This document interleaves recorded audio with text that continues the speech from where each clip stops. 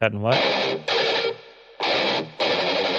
These fragments made up in my mind,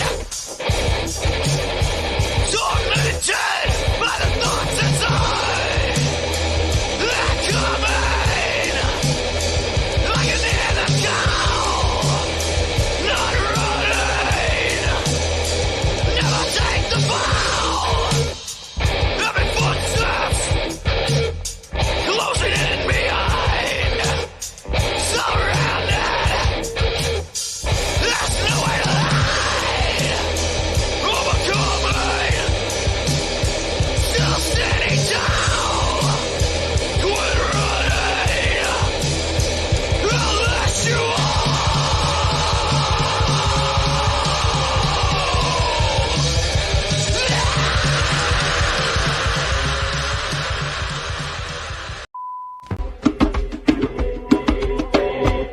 It is Wednesday, my dudes.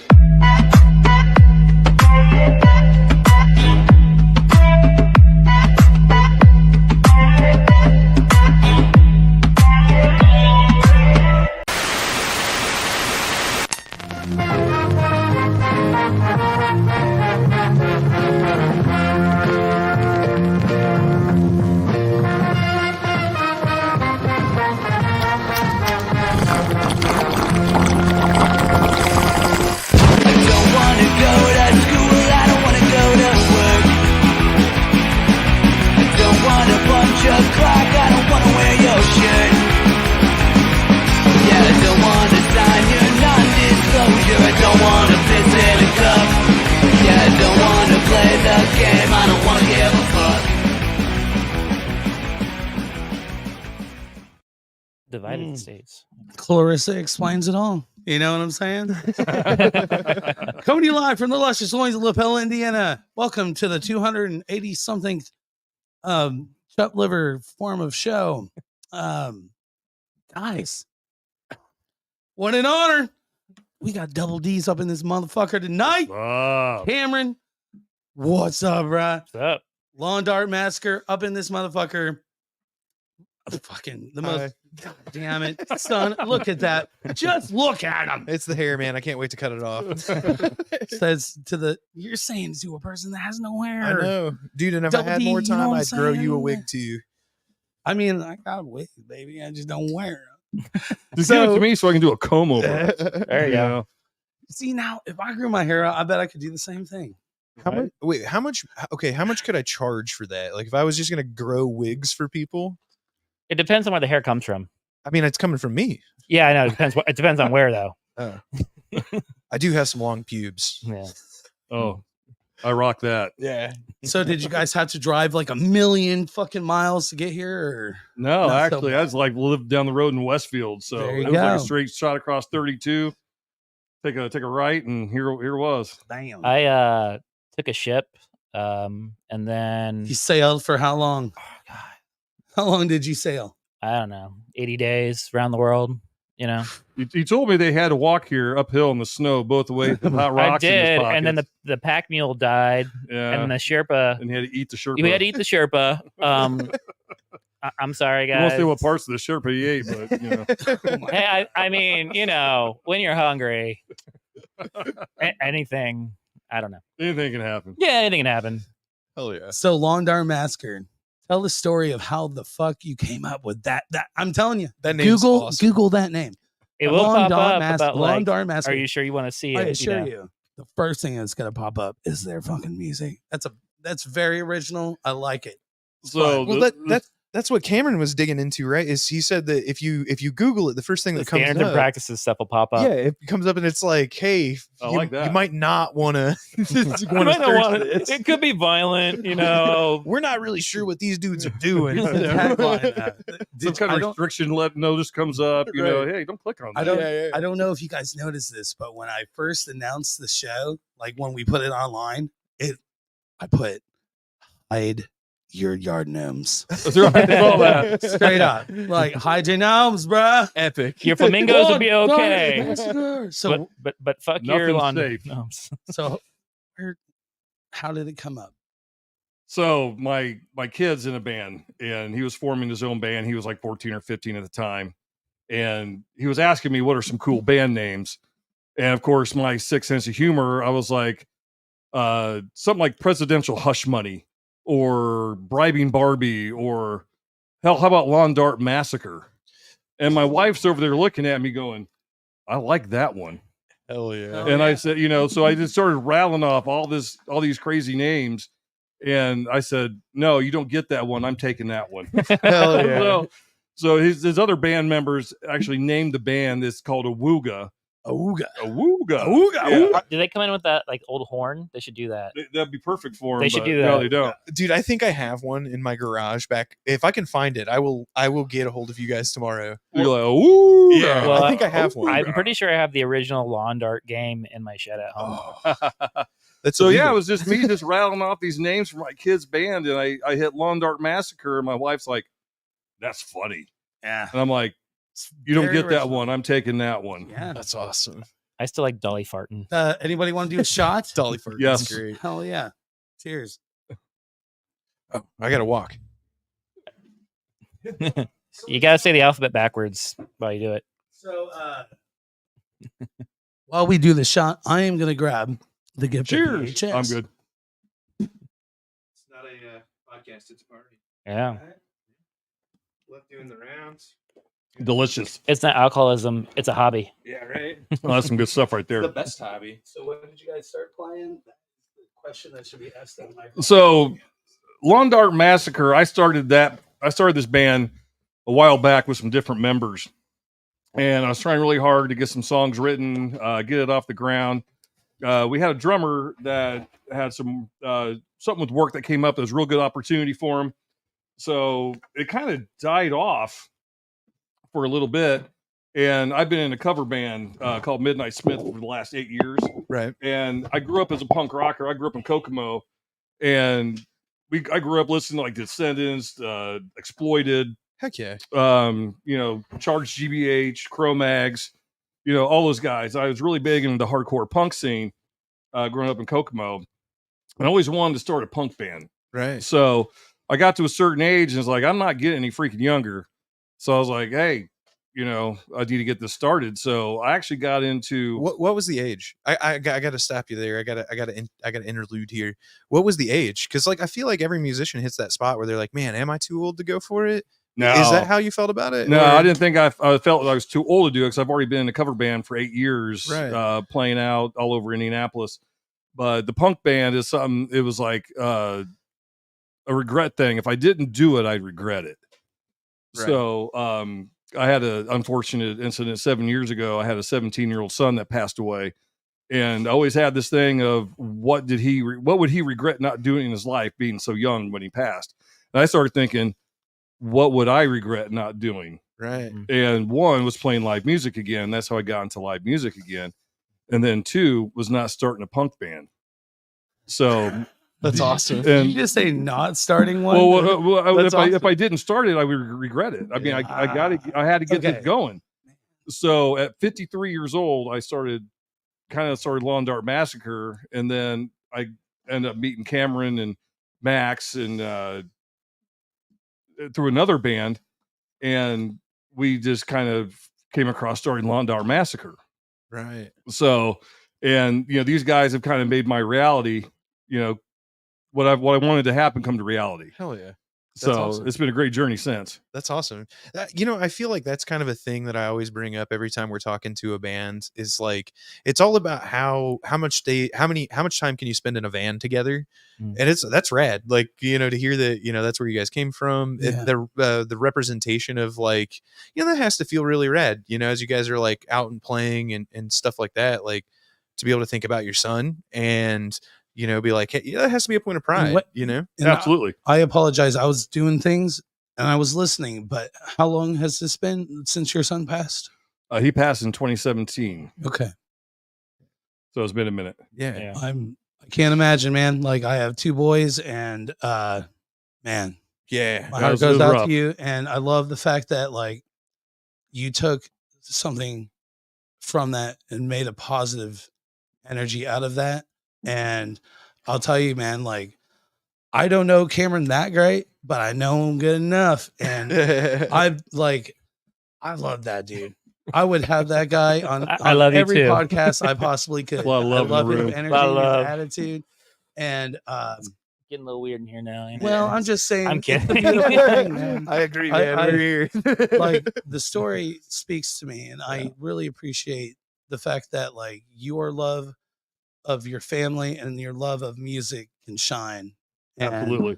I don't know, Zach. Is that the Max? Max. Sorry, Yeah. Max. I don't believe I've met him, but No.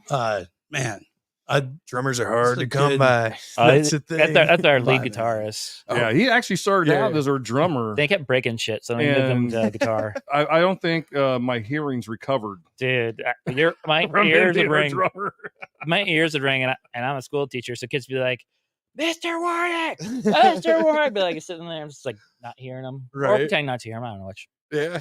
Hell yeah. The high frequency hearing loss and those little high pitched voices. Oh God, Yeah. it's It was terrible. like going right past him. Oh man, I figured it'd go together like peanut butter and jelly. You know, you can't hear them, so it's like Perfect. Yeah, we used to play. Hanging off the jungle gym, one arm about ready to break a leg. And he's like, I can't get a hold of him. Yeah. You'll be fine. Walk it off. Right. Rub some dirt on it. Yeah, you can't say that anymore. Right. So let's go ahead and rock out the fucking gift of VHS. It's the gift of VHS. So for coming out tonight, we're broke house. We don't have no money. You know what I mean? But we want to give you something to take home and remember tonight and hanging out. So we offer the gift of VHS. And for UDD, we decided to run with Pink Floyd The Wall. Ooh, nice. Ooh, on that's a VHS. great one right That there. is great. I That's a trip. figured with you being, I don't know, man. It's wild to think that during the Civil War, you were there for it. you Yep. know? I was pretty close. I think I I'm was, just scared. 28 when this Civil War started. I'm fucking 41 years old, and I'm telling you that movie had an effect on me. Oh, yeah. When I was a teenager. Yeah, Oh, you yeah. got So, into more like, drugs. You know what I mean? Like that. I feel like that's the movie. Like, I tell you that's a what, dope I ass can't fucking tell you how many VHS. times I got drunk, near blackout drunk, with this album going. Yeah, it's and a great just way to loving sleep. it. Yeah, it's Oh. a great way to sleep. my first two experiences of walking in on somebody like Yeah. having sexual relations was at a fucking okay. So I went to this fucking senior party in Ohio my sophomore year, and that movie was playing Oh God. like in the not the garage but the barn. It's the middle of nowhere, and that movie was playing. Walked in on some people doing shit, and then also that night, that was the first time I ever fucking like smoked weed at a fucking not house party, but Party whatever. party. Yeah. Yeah. And that, so I was like 14, 15, whatever the fuck, you know what I mean? Like Corrupted. that movie speaks measures. Now, the thing to me is like, Cameron, your VHS, what's your favorite Indiana Jones movie? Ooh. Ooh, that's a tough one. No, it's not. Okay. You got to answer this one right. Ooh. Don't mess it up. Like, which one did you watch the most when you were a kid?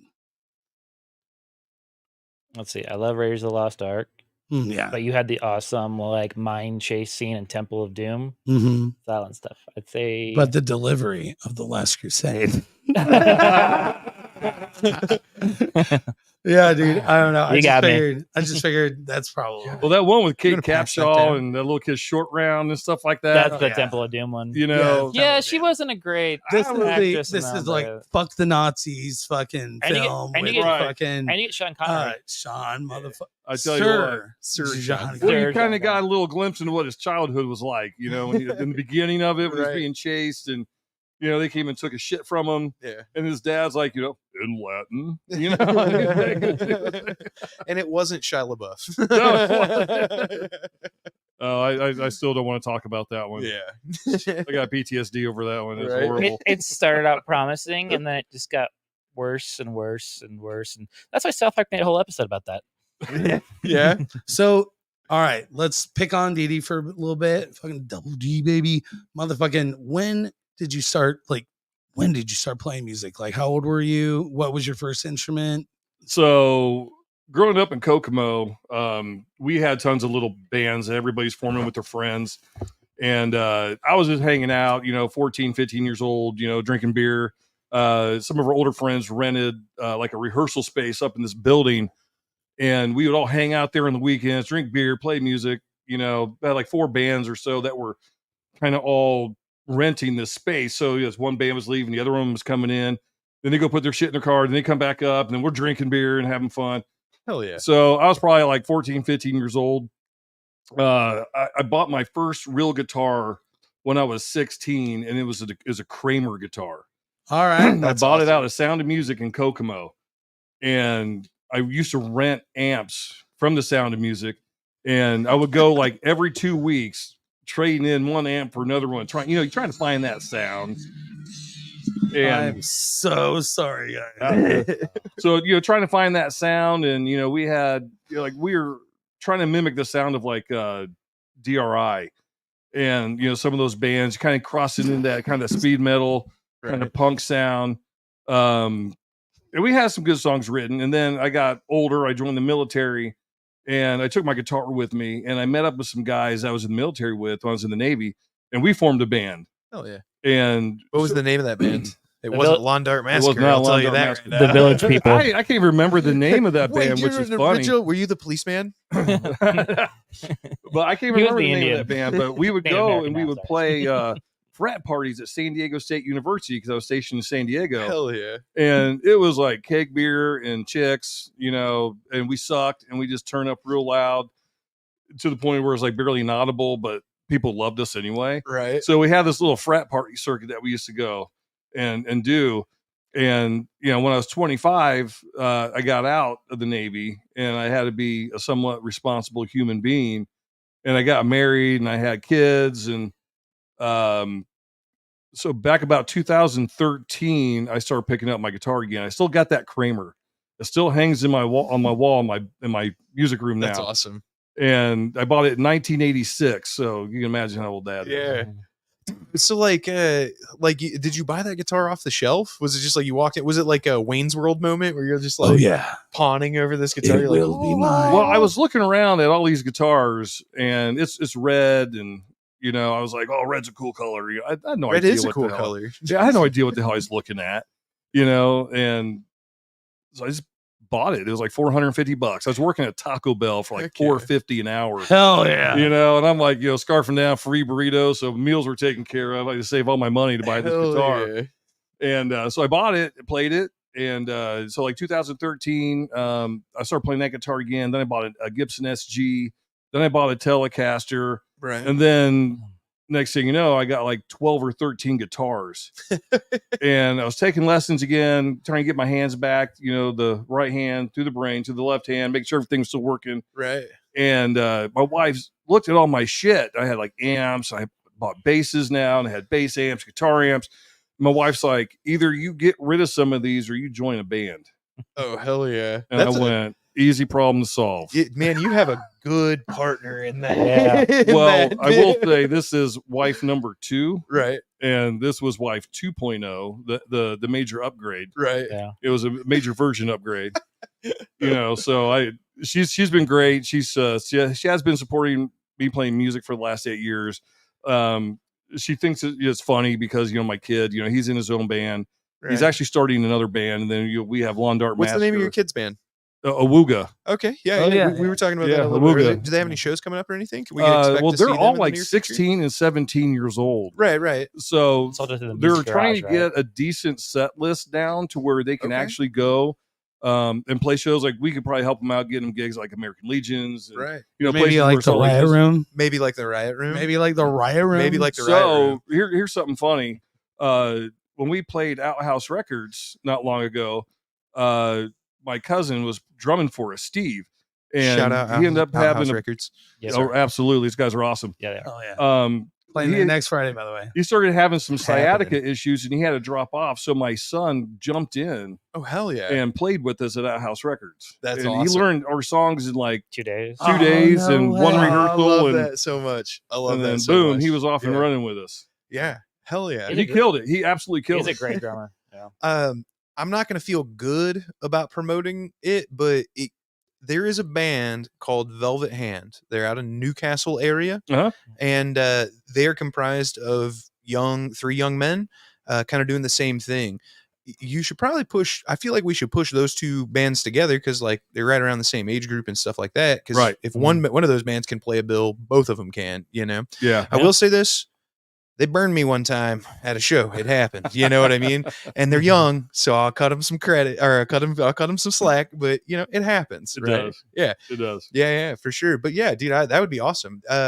For sure, it would be rad to see those kids out there at the Riot Room, and it's a little basement venue out in Newcastle. Have you guys been out there yet? I have not. Fred Oh. and Steffi Marlowe. Yeah, Fred and Steph, man, they're rad. It's a cool spot. It really harkens back to what you were talking about, like it's not quite as degenerative as a frat party, but pretty close. it's a real nice throwback to playing in a basement to just some people that really care to hear your music. It's a great time. You said it over there. I mean, you didn't set it over there. I said it. We all said it over there. So yeah, no, I am it's been a lot of Spartacus. fun I got it. being able to Yeah. play music with my kid. He's actually, when he was 11 years old, we had him on stage with my cover band. Right. So I mean, he was getting like, it's the first show he ever played was for a neighborhood party that I put on. Is your son going to be the next Joe Bonamassa? I don't think he'll go that Coming far. in like with the heat. The first time he got to play in front of a crowd, there was like 90 people. Oh, And you should have seen that kid about ready to crap his khakis. I mean, he was all 24 shades of nervous, about ready to shit himself. And I mean, he's like this little nugget of a kid. And, you know, now he's 16 years old. His hair is like, he's got this massive mane of hair. And, heck yeah. you know, he plays bass, guitar, and drums. And he's actually singing in this band, Awooga. And in another band that he's starting up, he's playing drums in it. So he's actually got to play like my instruments off my amps. And of course, I Yeah. bought him a drum kit and I bought him tons of guitars. That's a lucky kid. Hey, if you're And- watching this kid, you better thank your stars. You feed them, you feed that passion, Yeah, you absolutely. feed that fire. And my oldest son plays guitar too. He's 28 and he's really good technically, but he's like, I don't want to play out. He just wants to do his own shit. That's And, awesome. You know, so he plays. Yeah. It's But- cool that you foster that. Oh yeah, absolutely. Yeah. So that, I feel like that brings you all the way up to, you know, starting Lawn Dart Massacre, right? Yeah. Cameron, give us the rundown, dude. What's where did you start playing music? Yeah. When did you first start getting into What it? was your first instrument? Yeah. My first instrument was I don't know. It's like an unnamed Fender Stratocaster knockoff that my mom gave me, and I love that guitar. But I really didn't start playing until I was like 14 or 15 or so. Right on. And the guitar that I loved that I had for the longest time, and I still have, is like my Washburn X series. I got it like Guitar Center for I don't know, like $180 at the time or Yeah. whatever. Like a giant Sheer Colt sticker on there for some reason. I took that off.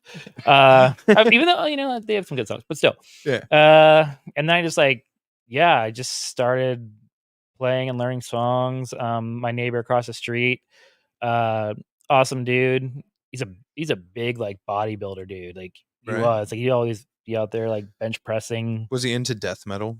No, actually he's a jazz That's piano crazy. player. I- Like R&B jazz. I'm trying to put that together. Yeah, I know. And so he was Those teaching me. gym rats, man, they love their death metal. I know. I was in the gym for 20 years, and I tell you what, it was just blasting in my head, just trying Right. to build that rage and anger to with some lift jazz. heavy stuff. Oh yeah, Yeah. jazz fusion was really what got me going. That's Kenny crazy. G is. I mean, he's hardcore. Oh yeah. It's as hard as it gets. No one can beat that. But yeah, I just did that, and I just started learning songs and writing songs. I mean, that's kind of my whole thing. Is I just write songs, and Heck yeah. What does your writing process look like? honestly, a lot of times it's just hitting record on like my phone, and then I just play guitar, and whatever happens. Sometimes things just kind of get stuck in my head, or you know, whatever. So I start writing it out. That's awesome. It just depends. Basically, like things come to me. It's basically like therapy in a way, if you think about it. Yeah, for So- sure. I guess like how does the band write? Is it like a full formulated idea before it hits the practice space, or is it like do you like I've heard people say they make full demos and bring them in. I've heard people say, nah, we just write it in the room.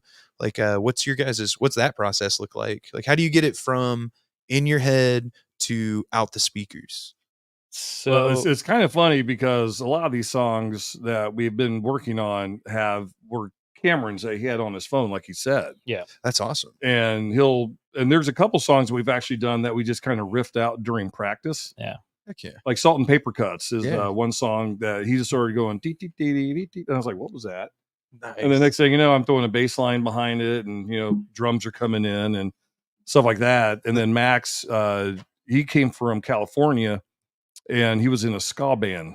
Okay. So he knows the backbeat real well. So he Yeah. knows how to do the ska up chords and all that stuff. And then he likes to write really fast punk songs. yeah. Those So- ska dudes, man, they get crazy. Oh, they can. And I haven't done a ska bass line in a while. So when that popped up, I was like, oh, I got to do a ska bass line. This will be kind of fun. Right. And so, yeah, a lot of these songs were Cameron's that he had written, and he showed us. And when we first got started, I was actually taking like my GoPro and recording Cameron, Hell yeah. so we could figure out what chords he was playing, Yeah. Right. because you do something like that, you riff a song out and then you forget. Right. Yeah. You're like, what the fuck was he playing the other night? And I have you a know? terrible memory, so that helps. Yeah. Oh God, me too. So I like- yeah, The good ones stick around though, right? Like, it's like every once in a while you'll play something and you're like, oh, that's a thing. Yeah. So like when we started and we left our other band and kind of just formed whatever, I'd always say, yeah, I've got like 400, 500 songs on my phone or whatever. And so we get to practice the first time. Like, all right, we're going to play. It's like, all right, you said you got 400, 500 songs on your phone. What's it Let's going to do be? Let's do Yeah, it. Hell Like, yeah. it's like, oh shit. Okay. Well, and you can do that workload, right? Like, because you're used to playing in a cover band around the city and stuff like that. Like, that's a tremendous workload to learn a bunch of songs and then perform them and stuff. So when somebody comes to you as a songwriter and is like, oh, I got 400 songs, like that, hey, so that's a perfect fit right there. You know what I Yeah. mean? Somebody that can take on the workload of learning, 400 songs, and someone that has 400 songs, that's a thing. That's exciting. Oh, it was really interesting because I play guitar as well. I always joke I'm probably a better guitar player than I am a bassist, Right. but I actually love playing bass. It's something different for me.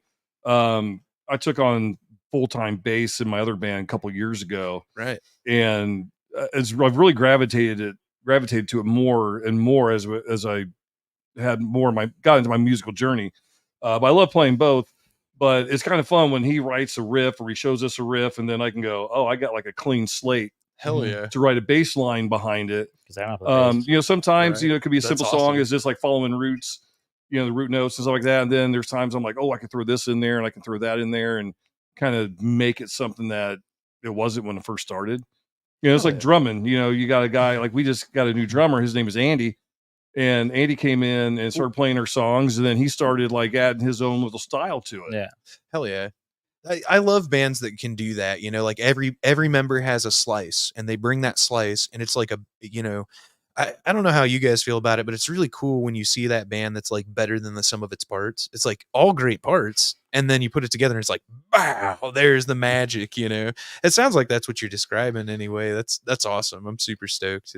I think the more that we play together as a band, I think the better the material is going to get. And I just think that there's going to be like this point in time where we're just going to start just ripping out these great songs. Yeah. I think we already have great songs. I Yeah. think they're fun. They're catchy. We try to target that like late 80s, early 90s style punk, Heck yeah. post-hardcore going into, everyone's like, well, this is like punk this or punk that. To me, it's punk music. Right. There was like, there's no pop punk, there's no this or that, The split happened with new wave, right. Yeah. not with other punks. Like when I was in San Diego, I was a huge fan of ska music, and I saw like Real Big Fish one day, Oh man. and I was like, my life has just changed, And Yeah. I saw like bands like Buck 09 and Save Ferris and Boss Tones. Mighty Boss Boss Tones. Tones. Hell yeah. There's so many bands coming through San Diego in that 90s, early 90s time Oh, frame dude, that had to be an awesome that just time. blew my mind. I saw this ska band, and I'm like, my whole world is just blown apart now. Right. So when Max was like, I came from a ska band, I was like, well, let's write a ska song. And then I'm like, holy shit, I just got like excited. Right. So I have a feeling that the more that we all jive together, is just going to take off from there. Heck yeah. That's awesome. That's good. And it sounds like in sorting through having so much material. Oh, Cameron's camera just went down. I don't exist. Oh no. Oh no. We'll get him back. We'll get him back. I know what to do. So in having so much material, right? We're gonna take a quick minute. to fix Yeah. that up. Fix that Yeah. camera. I got you. Heck yeah. What you were saying? Well- Oh, gotcha.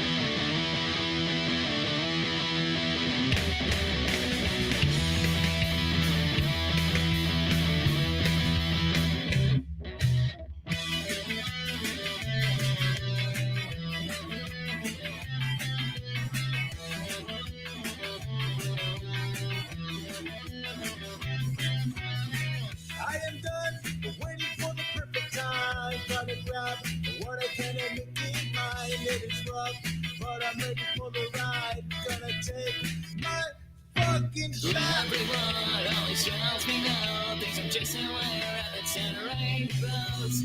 I refuse to join the dead, the liars and the quitters and the plain stupid. You can be content just to survive, but I wanna live, I wanna be alive. So sit there bitter and strive while I take my chance and fight for that life.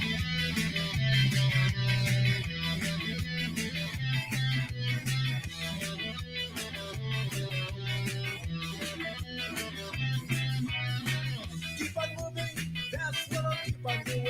Even though some people think it's right, I will keep my head high.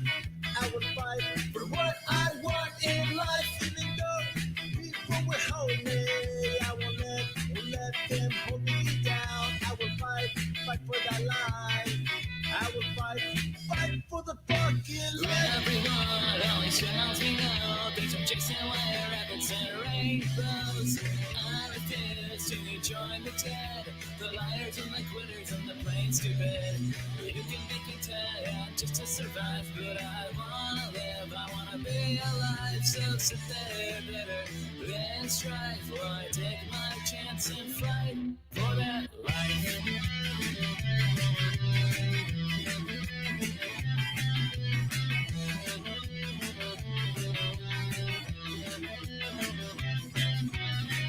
I am done waiting for the perfect time. Gonna grab what I can and make it mine. It is rough, but I'm ready for the ride. Gonna take my fucking shot.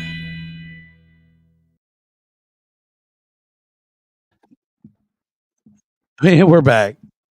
Check. There we go. Okay. I didn't know what that was. Yeah, We're on a commercial break. We're on a commercial break. hell yeah, we were just checking out that song. What was the name of that? Fight for that life. Fight for that life. Yeah. Fight Hell for that yeah. life. And we got your camera fixed. No big deal. It's just absolute chaos going on. I behind the mean, you scenes. know, maybe I'm just so good looking. The cameras decided to give up. I don't know. It You know? happens, dude. It looks like our mics are muted. Nah, No, it's Oh, not. they're okay. okay. No. I'm only an IT guy. Yeah. What do I know? Yeah. What do you know? Yeah, we I'm run fired. all the sound to this Nice. guy right here, and it's ran through this computer. So I have to keep everything else muted to make sure there's no like echo and- Feedback loops. Yeah. It happens. Man, Cameron, your fucking camera is just Wonky. It's going. It's Ah. I'm at an angle. He's falling off the planet. Gravity is taking over. I'm so high right now. I have no idea what's going on. Don't forget to bring it What's up, David Evans? hell yeah. Fucking man, love you, David. I love the Evans. So I actually met David a while back. I was going to play bass for I Got Worms. And during that time, we had a guitar player in my cover band that was basically suffering from congestive heart failure. Mm. And we watched him that whole year basically wither away and die. So we had to like find backup guitar players, and we had to keep the show going and, you know, make sure that he was trying to stay healthy. And it was like, you know, I felt so bad because, you know, him and I got together and I was like really interested in what they were doing. I think they're making some great content. Yeah. And I love that it's kind of like a rockabilly punk kind of sound. Yeah. I mean, it's great And then the It's a videos punk they do band cracks that me is up. from Indiana, and I Right. love it. Right. So no, Dave's been great. Big helping us, big supporter of us. We'll create a song. I'll shoot it over to Dave and say, hey, what do you think? Hell yeah, What's your thoughts on it? that's awesome. So yeah, Dave and I, we keep in touch, and he's a great guy. So I was telling you earlier that a friend of mine bought my rig off me, my Crush 100 and my 4x12 Marshall. Yeah. It's Dave. Oh, nice. He's the gentleman that hooked me up with that And fucking. I'll tell you this: P15 he or brought whatever. that down to Fountain Square and played it in the square, Damn. and it sounded awesome. Yeah. It sounded amazing. Yeah, But he's the man. I love them. Yeah. Such good people. yeah. He lives like on the other side of Westfield from me. So, Yeah, it's he's like right there. Man, it took him and I both to fucking move that fucking cab. It And throwing both your hips out and all your Yeah. backs, and Oh man. was rough. 4 days to recover. Next you thing know. you know, We'll you never got leave this garage. Next thing you know, he's got a hyena. Yeah. He's got to get that hernia fixed. So It's a little too close to home base there. you yeah, know. I know. Yeah. I feel you. Be careful, man. That chair will put you to sleep. Cameron, do you remember the first band that you were in? Yeah. Well, first band I was in wasn't really a band. Yeah, I know how It was a rapper who produced all his What? own shit That's awesome. on his MacBook. And so I was just learning the songs, and we were playing somewhere. I don't know, we were paying some guy basically to use the warehouse to just rehearse. And the guy's like, yeah, I really like your guys' sound. And then he just go steal our musicians each time. Oh man. And so we're like, well, why are we paying this Man, guy? sounds like DJ Kool-Aid. why are we paying this guy to use his place if he keeps stealing our musicians? Playing right? So I feel like it's like drummers are the hardest ones. Yeah. It's like you get a new drummer gets in 15 bands, lose drummer. Get a new drummer gets in 15 bands, lose drummer. yeah, like when yeah. we were in Target Acquired, I think we went through like 5 or 6 drummers when I was with us, when I first helped start that band. And from like January to like November when I was in it, I think we went through like 5 or 6 drummers and like 4 bass players. I don't. wow. I was And wind it that up with a matters. dick. Like that What? matters. Wind it up with a dick. yeah.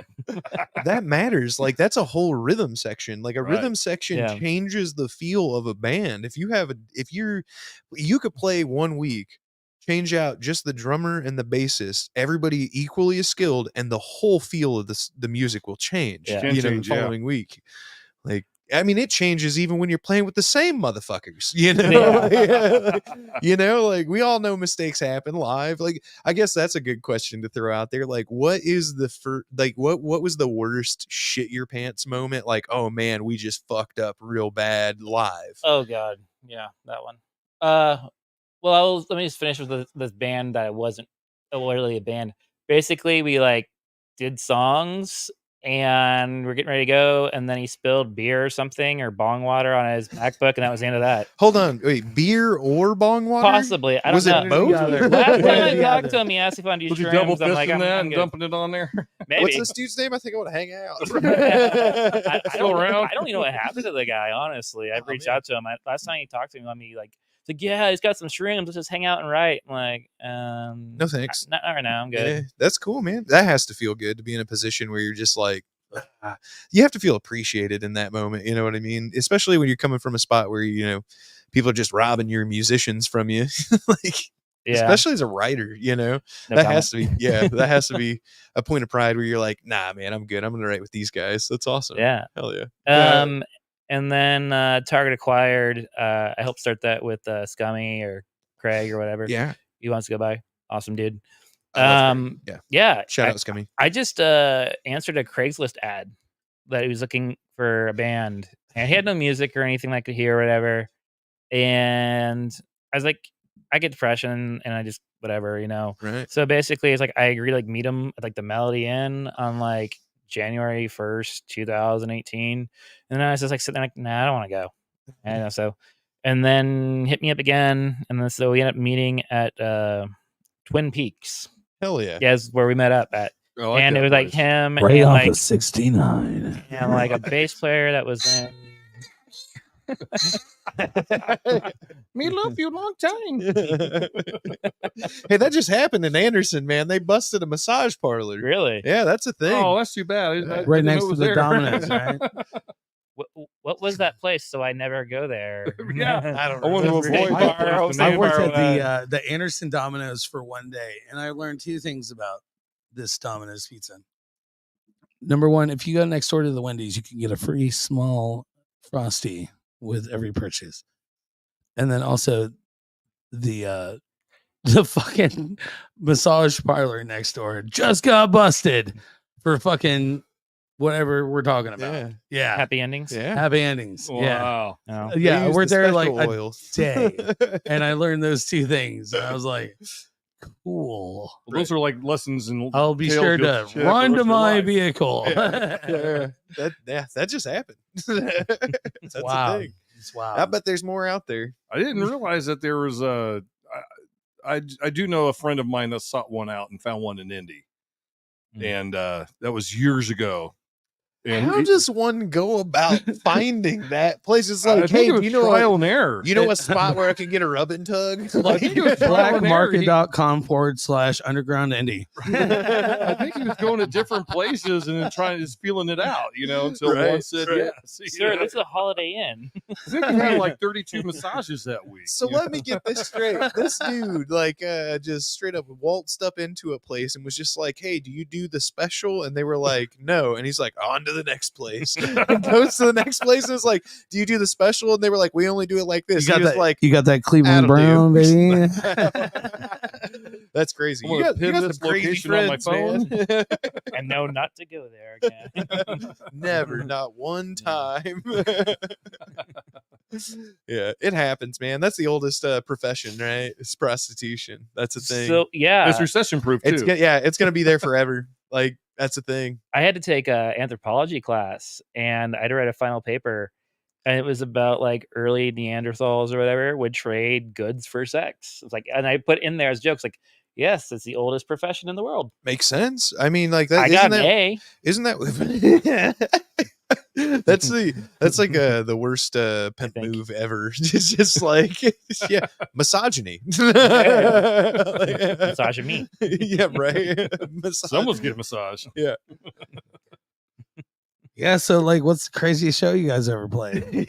Oh, Well, I can tell you the biggest failure I ever had on stage. We were playing this place on the South Side, and we were playing "Man in the Box" by Alice in Chains, and I was hell getting yeah. ready to go into the solo, and I stepped on my cord, Oh shit! and my guitar just completely dropped. Everybody's looking at you right at the moment, And and you're I'm just just- like, I'm pretty sure I was there. It was at the Rock House. No, it was this place I think called the Reverie or I something tried. like that. It's so hard to tell. But I'm sitting There's there, that massage I got parlor that this you deer work in the at. headlight look on in my face. I'm just like going, what just happened? And right. I grab my cord. I'm trying to get it reconnected, and I'm checking. It's not coming on, and everyone just keeps playing the riff over and over again. You're right. Yeah. So all of a Waiting sudden, for like it, yeah. I'm like, so I go right back into the solo, and everybody in the audience is looking at me going, "Yeah!"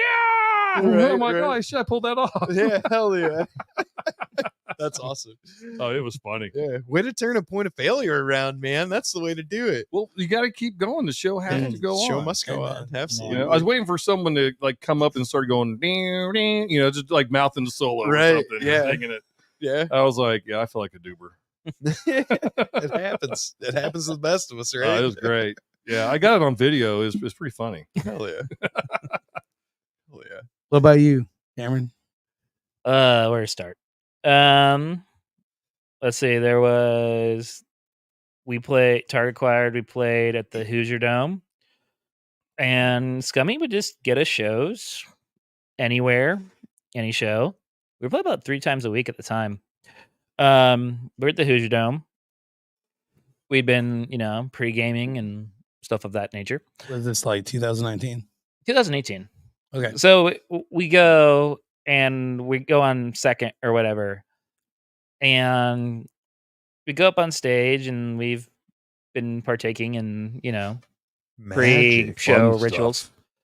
And we go up there, and I look out, and there's all these little kids, and I'm like, "What the fuck's going on?" It's like, "Oh, these are the headliners." Like, what? It's like, and the parents are there, and I'm just like, oh, man, and I'm just like paranoid. I'm like, they can tell I'm drunk. what was the name of that band? I don't know. It was just like a bunch of like middle school kids. Their parents just basically paid to see them on stage. Oh, I have no that's idea what they awesome. sounded like, and I'm just like, okay, we say, fuck and the C word and stuff in our songs. And there's all these kids, and like, oh god, these parents are gonna hate us, which they did, but the kids liked us, so I guess that was cool. And I was like all paranoid, like, oh god. I mean, The if you're parents gonna are like splashing holy water on you guys when Yeah, you're playing. You know?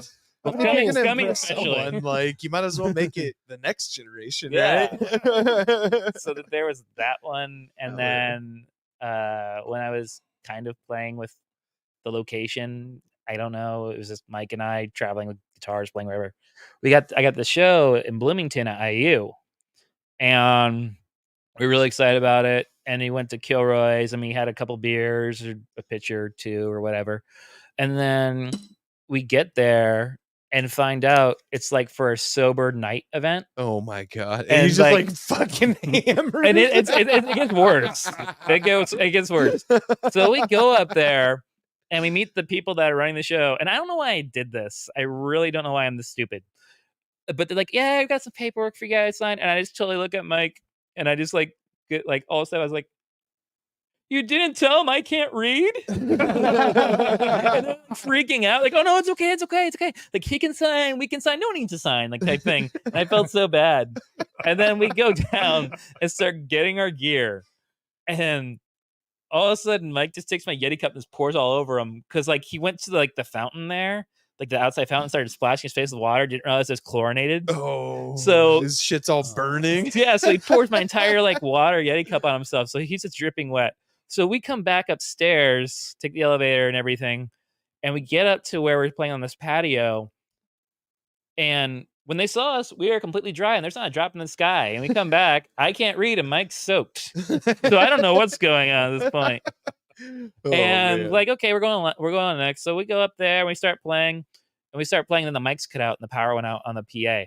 But my amp was still on. So Mike's like, play something. And I was just nervous, kept playing. He's like, I kept playing and playing. He goes, can you please play more than just the 3 same chords? So we got it back and no. running, and yeah, no, this is what they get. This is what you Right. get. Yeah, no, deal with it. Yeah. So we get done with the show. He's like, yeah, I really need to get home, my kids and stuff. I'm like, yeah, it's getting late, but there's still bands on this patio, and so we're trying to. Are all the bands like dry too? Or are they just like, are they committed to the cause? Possibly, I don't know. Okay. I didn't see X's on people's hands. I don't know. Right.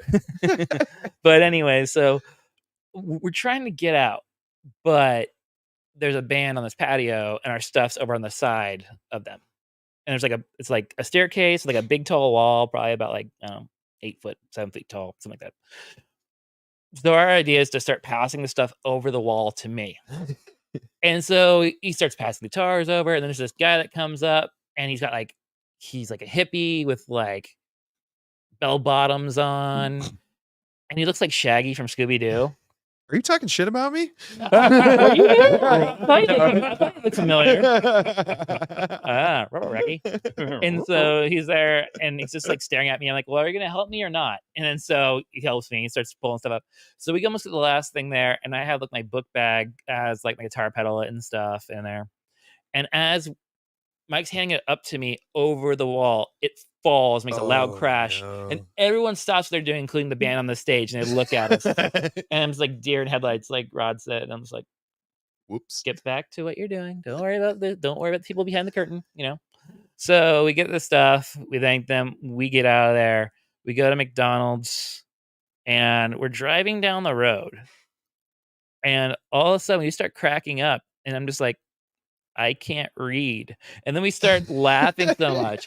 And then I start choking on whatever I was eating at the time or drinking. And Oh my I'm swerving all over the road. And I'm, at that point, I'm laughing because you're alive. yeah, I'm laughing because I'm alive. There was a lot of You shows. survived. Yeah. Yeah. Dude, you need a t-shirt. You have to have a t-shirt. Yeah. Just like a I van survived. weaving all over the place. No offense to him, but I know he had a couple people dying. I'm like, maybe I should get a shirt that said I survived the location. Right. Oh man. Cool dude though, but it's just Hell yeah.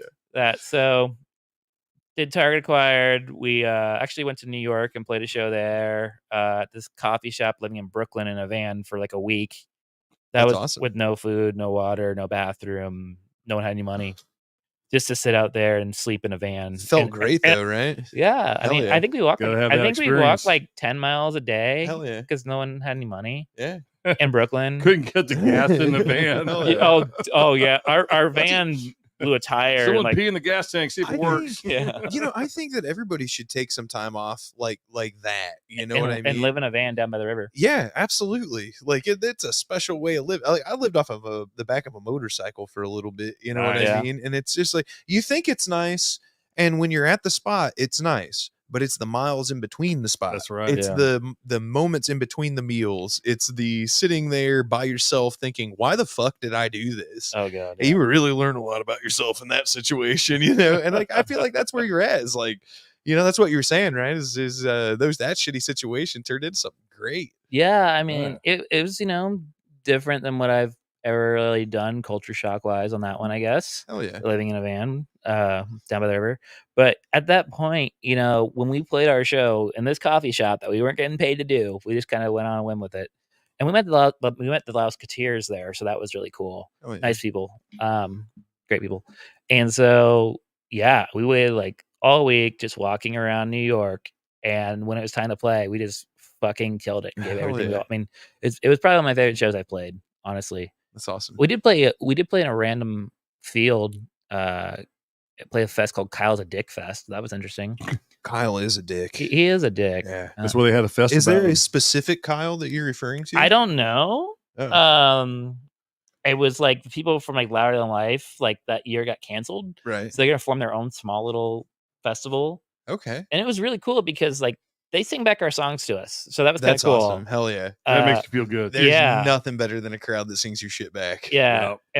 And they built like a riser for me to stand on, except the thing is probably about like 5 feet tall, like to hop up to. Yeah. Like this is How gonna we be get up really on This that? fucking I don't know. I don't know if I'm supposed to climbing. like box jump it or something. I don't really know. I don't want to waste my guitar, It should give you like a little trampoline. Yeah. He, Swing. he You can looked jump up at on a motherfucker. He said, "Hold my beer. I got this." Yeah, I got this. I'm good. I'm good, man. Thank you. But yeah, I might have to partake in that. you might partake in that. I I got want you. to partake Yeah. in that. But anyway, I did. I do like a good. That's good. I like that. Yeah. But anyway, I did. Target Acquired and helped write those songs and Thank stuff. you, kind sir. It was a good time and it was fun and love those guys. They're all awesome. Yeah. It's a kick. Like Target Acquired's a kick-ass band. Yeah. I mean the first yeah. the first 3 albums, I guess 2. I with the third album too. But like those songs are fucking fun to play. Bangers, yeah. Dude, like we got to go to back to Ball State where I graduated from with audio and got to have like the students record our band and Hell yeah. stuff. And I'm from Muncie, man. Are and ya? so like, yeah. so did you ever go to Joker's Wild? Oh fuck, dude! I lived on my- Elm, right Okay. across the street from the motherfucker. I Oh, used God. to eat breakfast at that Max on fucking weekends, bro. yeah. So a long Absolutely. time ago in Muncie, they had that place called the No Bar, Yeah. and I used to go see like Naked Ray Gun there. Oh, cool. Yeah. Like all the time. I mean, Yeah. it was like a normal spot for us to go every Dude, time like Naked Ray Ball Gun State was. used to have a fucking scene. It man. did. Like Yeah, a it was gnarly scene. legit. Back in the day, they had docks up in there. I've heard that and place, yeah. It's Be Here Now, and They still got shows going. yeah, they still have shows going. That's the thing. Yeah. Uh, But the whole bar scene there's dead. Like the locker Yeah. room's gone.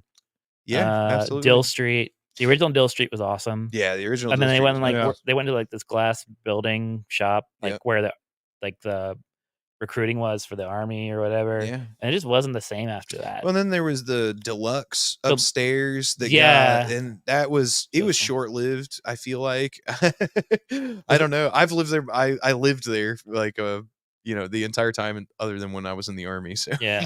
Yeah. I had a lot of people that thought I actually went to Ball State because I was there so Yeah. much. I was, Yeah. just, Dude, I when was drinking with my I friends. got out of high. I got out of high school, That's and what I professors were too. I They- rented back when- I rented a house off of fucking Euclid back there behind the dorms, and like people thought I went to that motherfucker, and that was the best position to be in. Oh, hell yeah. Because you weren't spending the money, but you were still having the good time. Oh, hell yeah.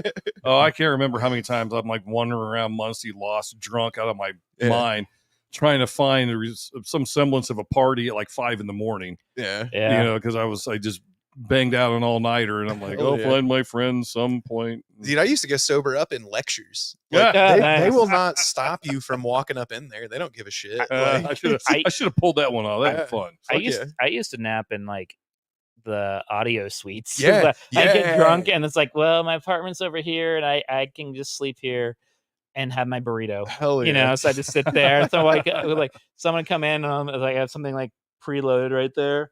They come and I jump up like, what? I'm working. Right. You know? So that's one thing I loved about living in San Diego is we go out and just party our asses off. Right. And then there's a Pacific Beach, and they had this little place right 5 blocks from the beach called Alberto's, and they had the best carne asada burritos in the world. And I tell you what, that thing was like a hangover cure. You're making me hungry. If you could just get out of bed and into your car and hit Alberto's, half hour later, your hangover was gone. Nice. I mean, it was a true method. It had nothing to do with the amount of water you were drinking at Nothing. that point in your life. Nothing. It was just eating that carne asada burrito. Then we go hang out at the beach all day. Right. You know, try and pick up chicks and drink. Yeah. You know, which In and up, wash, rinse, repeat. ended up alone and sunburnt. Right. Yeah, and there were some crazy times. Yeah. You know, I used to chug a 12-pack of beer on the beach, and then I would take the box and put it on my head and wear it around the beach like a hat. Hell yeah. You know, because my head was bald back then, so I had to protect it somehow. So I Right. use that. I drink the beer as fast as I could, so I could throw that box on my head. And Did you guys ever do the whole like dig a couch into the beach thing? oh yeah. That was yeah. that was the mainstay in Florida when I was stationed in Florida. It was like you just go down to the white sand beach, dig a sofa in, and like that's just where you're at for the weekend. That's it.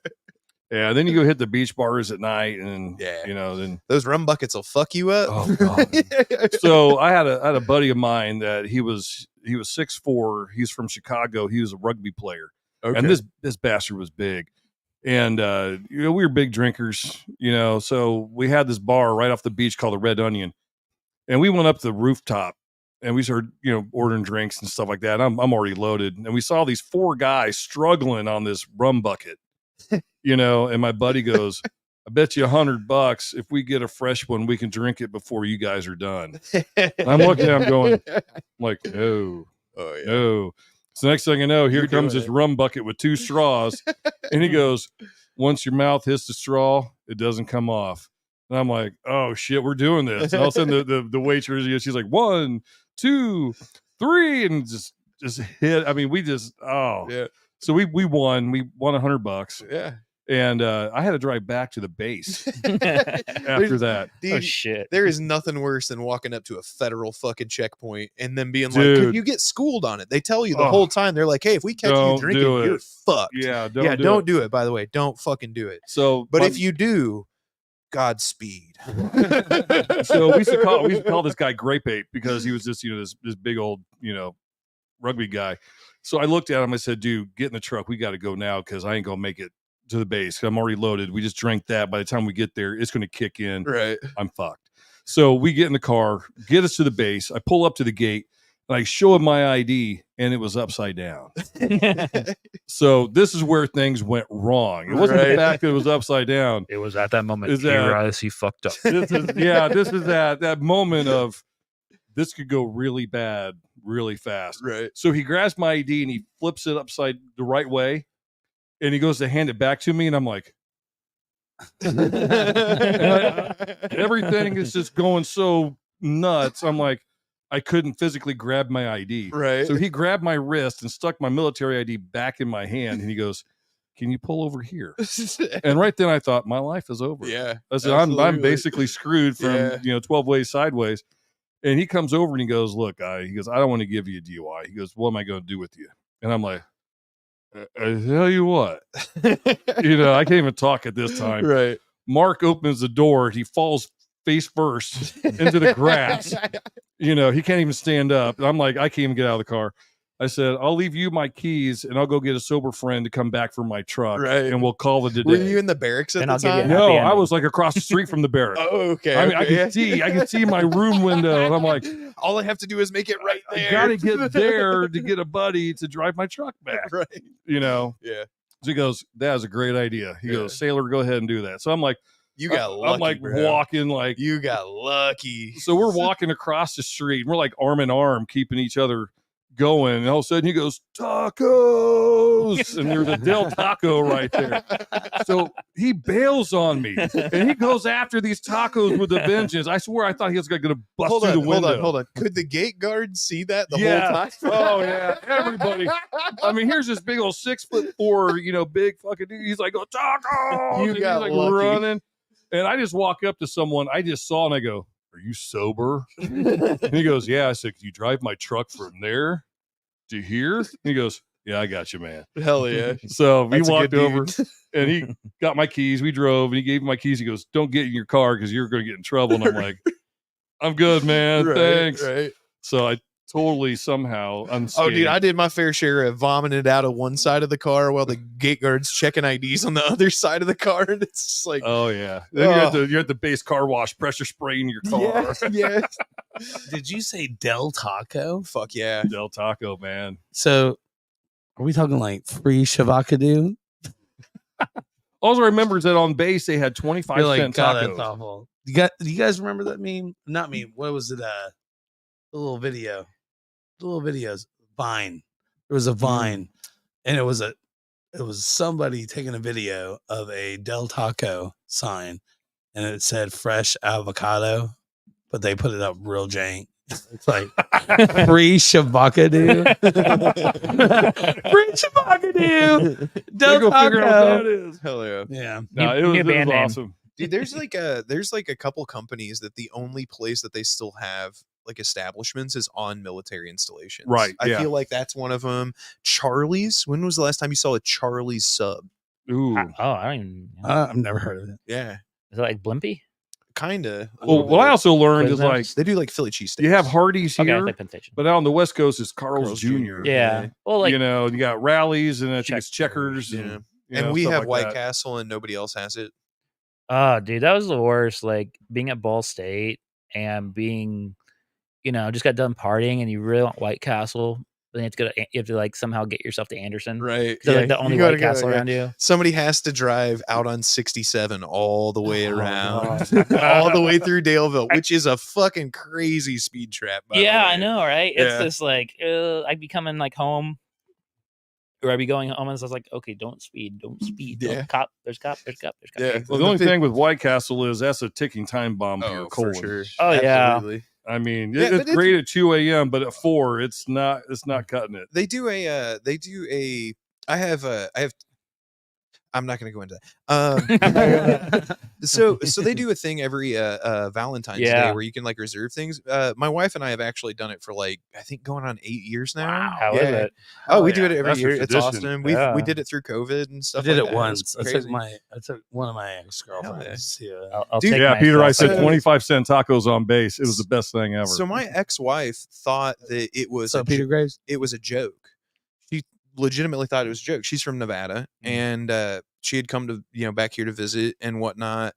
This is a long time ago, and we drive by White Castle over there in Daleville. Yeah. The one, Yeah. and she's like, "That's funny," and I'm like, "What?"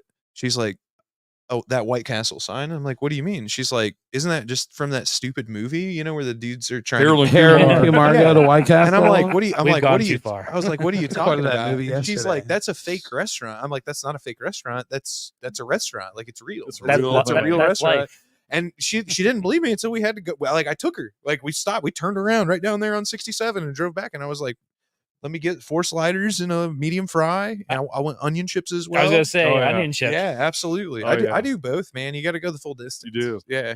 When you're there, you do it right. Because I mean, you're going to be shitting your fucking Oh, brains out for yeah, the next true. 6 days, and she Yeah. learned that too. And then she you learned. overdo it too. It is, Yeah. a, it's Way a too many colon slices. cleanser for sure. Chopped liver is not sponsored by White Castle. If we were going to be sponsored by a fucking restaurant, it would have to be Waffle What's your favorite? House. All right. Before we take a break, we gotta take a break. We gotta take a fucking break. We got Uh, service obligations. What's your favorite line from Harold and Kumar? Go to White Castle. We'll start with DD. Oh, is that one in the beginning? He goes, yeah, if I have a 14-inch cock, doesn't mean I have to do porn. Oh yeah, Cameron. I almost said Oh, Carmen. God. There's so many good lines, though. Oh yeah. we're gonna burn this motherfucker down, Pookie. They start. We got it in the Crunchy. special sauce. Yes, I am Neil Amen. Patrick Harris. My favorite is It's I get them. Just use the secret, Pookie. Do the neighbors. Just say lap dance. Line up, ladies. creepy as Longhorns in fuck. town. My favorite line is the neighbors, and they're watching a Katie Holmes movie. And he says, "The things that I would eat out of her asshole," and that's like my forever go-to line. Like if I'm like, oh my god, attracted, I'm like, the things that I would eat out of her asshole. That's terrible. So let's take a break. Is that what you meant earlier? And a break. Drink my water. Just because you're not thirsty doesn't mean that you don't need it. Gotta drink water. Drink my water. If you sweat it out, you need more electrolytes. Drink water. Drink my water right now. Drink water.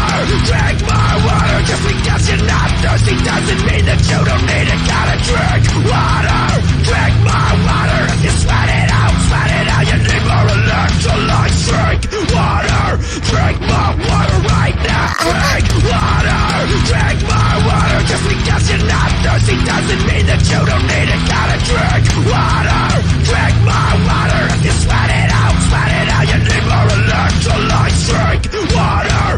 Drink my water right now. You got this. Are you fucking hell you? Either hell or not. You're a fucking piece of shit. You're always gonna be a fucking piece of shit. Fuck. My favorite type of weed was cocaine. Cocaine. Cocaine. Cocaine. Cocaine. Cocaine.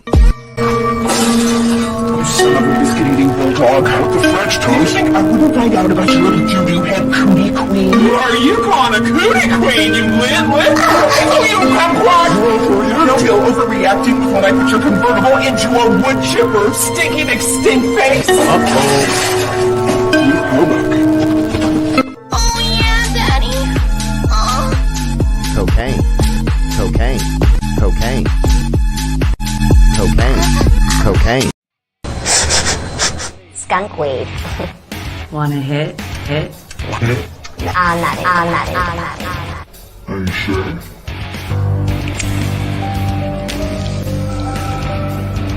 Okay, let's quit it. Close your eyes, Jared. What do you see? So you use crack or you're thinking about trying it. Crack.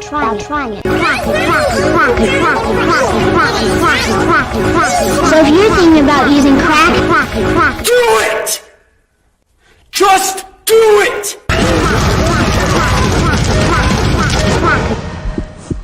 Nothing unusual.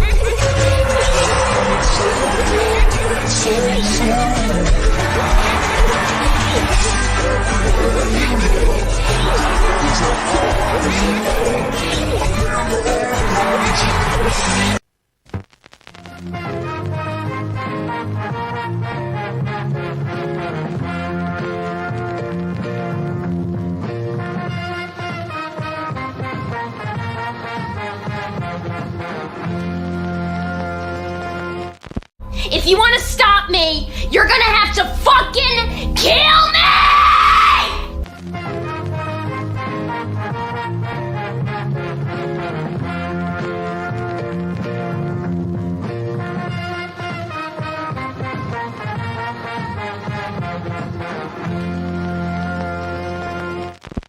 And we're back Doing things Doing things. doing and things. stuffs. Don't Big- forget about the big things. whatnots. Pee free.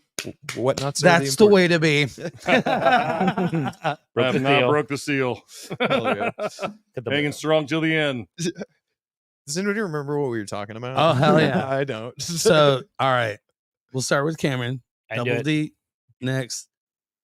If you could open for any artist, who would it be? Oof. Everyone's We got to lay out some guidelines here. Yeah. Dead, alive. No. I I just did not period say. ever. now you It is an open question. Okay. Dead or All right. alive. Yeah, that's a good If you one. could open for any artist, I'm talking Beethoven, baby. I'm talking Prince. I'm talking fucking Michael J. Fox, and Yeah, Back to the Future. Back to the Future. You guys are gonna love it. It's Marvin Berry.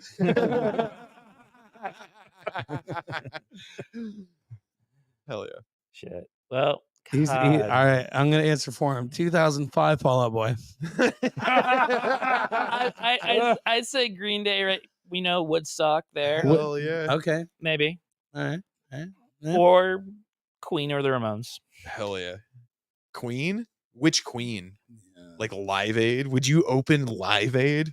That would be insane. I would do it though. Yeah, I'd that would be do it. amazing. They're not gonna love it, but their kids will one day. That dude walked up on stage and went, "Ayo," and the Ayo. whole fucking Like, blew world up. answered back. It was See, that's why I like it blew Green up. Day Yeah. live because they're good at that call and response. Yeah, yeah. Definitely. for sure. Absolutely. So yeah, Hell yeah. that was Live Aid. Watching them is amazing. Double D. It didn't necessarily like who I would open up for or whatever, but I always thought like doing those like Warp tours, The Oneaters. doing stuff like that, where Oh, that'd be fun. Yeah. you're traveling, yeah. the sports and the music and everything, doing something like that, I think would have been like one of those experiences that you just don't forget. Shout out to Right. Kevin Lyman. You never responded back to my work email. You said you give me a job. Never happened. It's on the internet now. I know your at AOL email address still. Yeah, there's so many good artists and bands throughout the years Dude, that just to pick one would damn near be impossible because I mean, like back in the day, I listened to hardcore punk. Yeah. Right. I've always been like a big fan of there's so many different genres. Bad Religion would be kind of cool. Bad Yeah. Religion would be awesome. Yeah, or the Offspring. Jay Bentley. And then like when I got into San Diego, I got into the ska music, and then I got older, and I feel now it's like it's harder to find good music these days. That's why I'm like in a classic rock band. It's not really classic rock. We do everything from the 70s, 80s, 90s, early 2000s. But like today is like I find it really hard to find anything that I can relate to that I think is I really find good. that interesting because now more than ever, are we capable of putting music out without any ties? Well, and I that's the mean, funny just thing that you say that CD because, replay or CD baby and fucking DistroKid. DistroKid. yeah, so- that's what we're using right I now. mean, like honestly, it's out there. Yeah. And that's the thing I was telling him. It's like the lottery at this point. yeah, It's not Because, the like, lottery. If the product's good, it'll go The places. product's good, it will go places. But there's in India alone, there's so much good music There coming out of this is. Yeah. town. Yeah. And it's like, Well, we've never Do- had that codifying, avenue either, though. Like, there is so, you go around like Southern California, like everybody knows if you want to see music, you go to LA.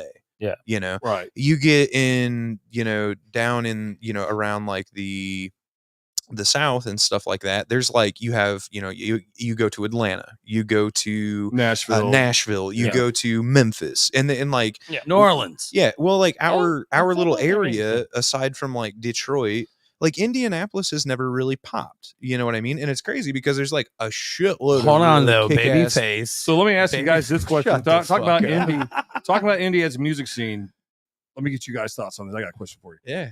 Do you think that the scene here, I'm just not talking about any specific genre of music, do you think that there's an oversaturation versus a number of venues that there is to play? I don't think that there's an oversaturation. I'll tell you what the problem is. Not enough venues. There are a lot of bands that are out playing live that need to take their happy asses back to the practice space. Oh, I think Don't leave the garage until you're ready. Yeah, I think that's the name of the game. Like, is the there when it comes to saturation, it's saturation of content that's not fully fleshed out. That's you true. know what I mean? Yeah. But we also have a greater opportunity to play shows here, even if we're not ready to leave the garage. Right. Yeah. Right. And I think it clouds. I think it clouds the water. It does. Yeah. It does. Like, because Indy's got a very large number of bands in all different genres. And I tell you, you can go see some really fantastic bands. I mean, there's a lot of great bands. Right.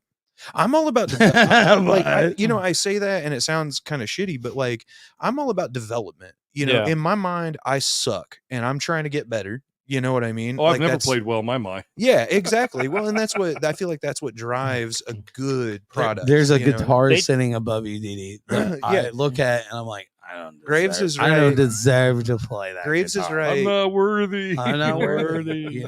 Graves is right. Stairway, no way. From the turn from industrialization all the way through to pre-World War II, just as we entered World War II, Indianapolis, the last time that we popped, it was the jazz explosion. Wow. Really? Like Buddy Guy, when he went to Chicago, people don't realize the story there. He left the South, went north, stayed in Indiana for a period, and that was where he picked up the Strat and then went to Chicago and literally created not Buddy Guy, Muddy Waters. Literally created Chicago blues. You know what I mean? That happened in Indiana. You know what I mean? Wow. Yeah, absolutely. Yeah. And like if you haven't seen the footage of Muddy Waters playing live and the Rolling Stones coming to watch him and him bringing them up on stage and doing songs and stuff, it's amazing. Go watch that footage. It's awesome. It's old. And I think we all need to study a little bit more about music. You know what I mean? Because like that dude had nothing and just had a Strat and did things and whatnot. And then you see, generation 2 of that, which is Buddy Guy. That's where my mind was going earlier. And so then it's like, I just saw Buddy Guy at that Jim Irsay I went to that guitar too. show off thing. I went to like a year ago and saw it. Yeah. That was awesome with all the collectibles and stuff. Did you see Buddy Guy's set, like when he came out and played the few songs that he I did? did. And then Jim Irsay came out, did Comfortably Numb really badly. It was weird. Yeah. It got real weird. Yeah. There were lasers. Yeah. There were lasers for sure. But did you hear how like Buddy Guy's whole sound was different? Yeah. Like Kenny Wayne Shepherd couldn't do shit to keep up with that. And it's just 2 Fender Bassmans cranked to beat fuck, a Stratocaster, and a dude that feels the fucking music. Plus he was funny. Yeah. Oh yeah, he was hilarious. Yeah. And well, the thing is I guess that harkens back to the argument that I was making that the thing that he's doing is fully fleshed out. Yeah. Everybody knows it. Everybody knows what's going on. He's they like know what's 80, next. isn't he? Or something? Yeah. It probably would be by now. If it ain't fleshed out by now, that's what I tell people. Anytime that somebody compliments me, they're like, "Oh, dude, you did thing really well." It's like, well, I've been doing it for a really long time. Well, you had Robert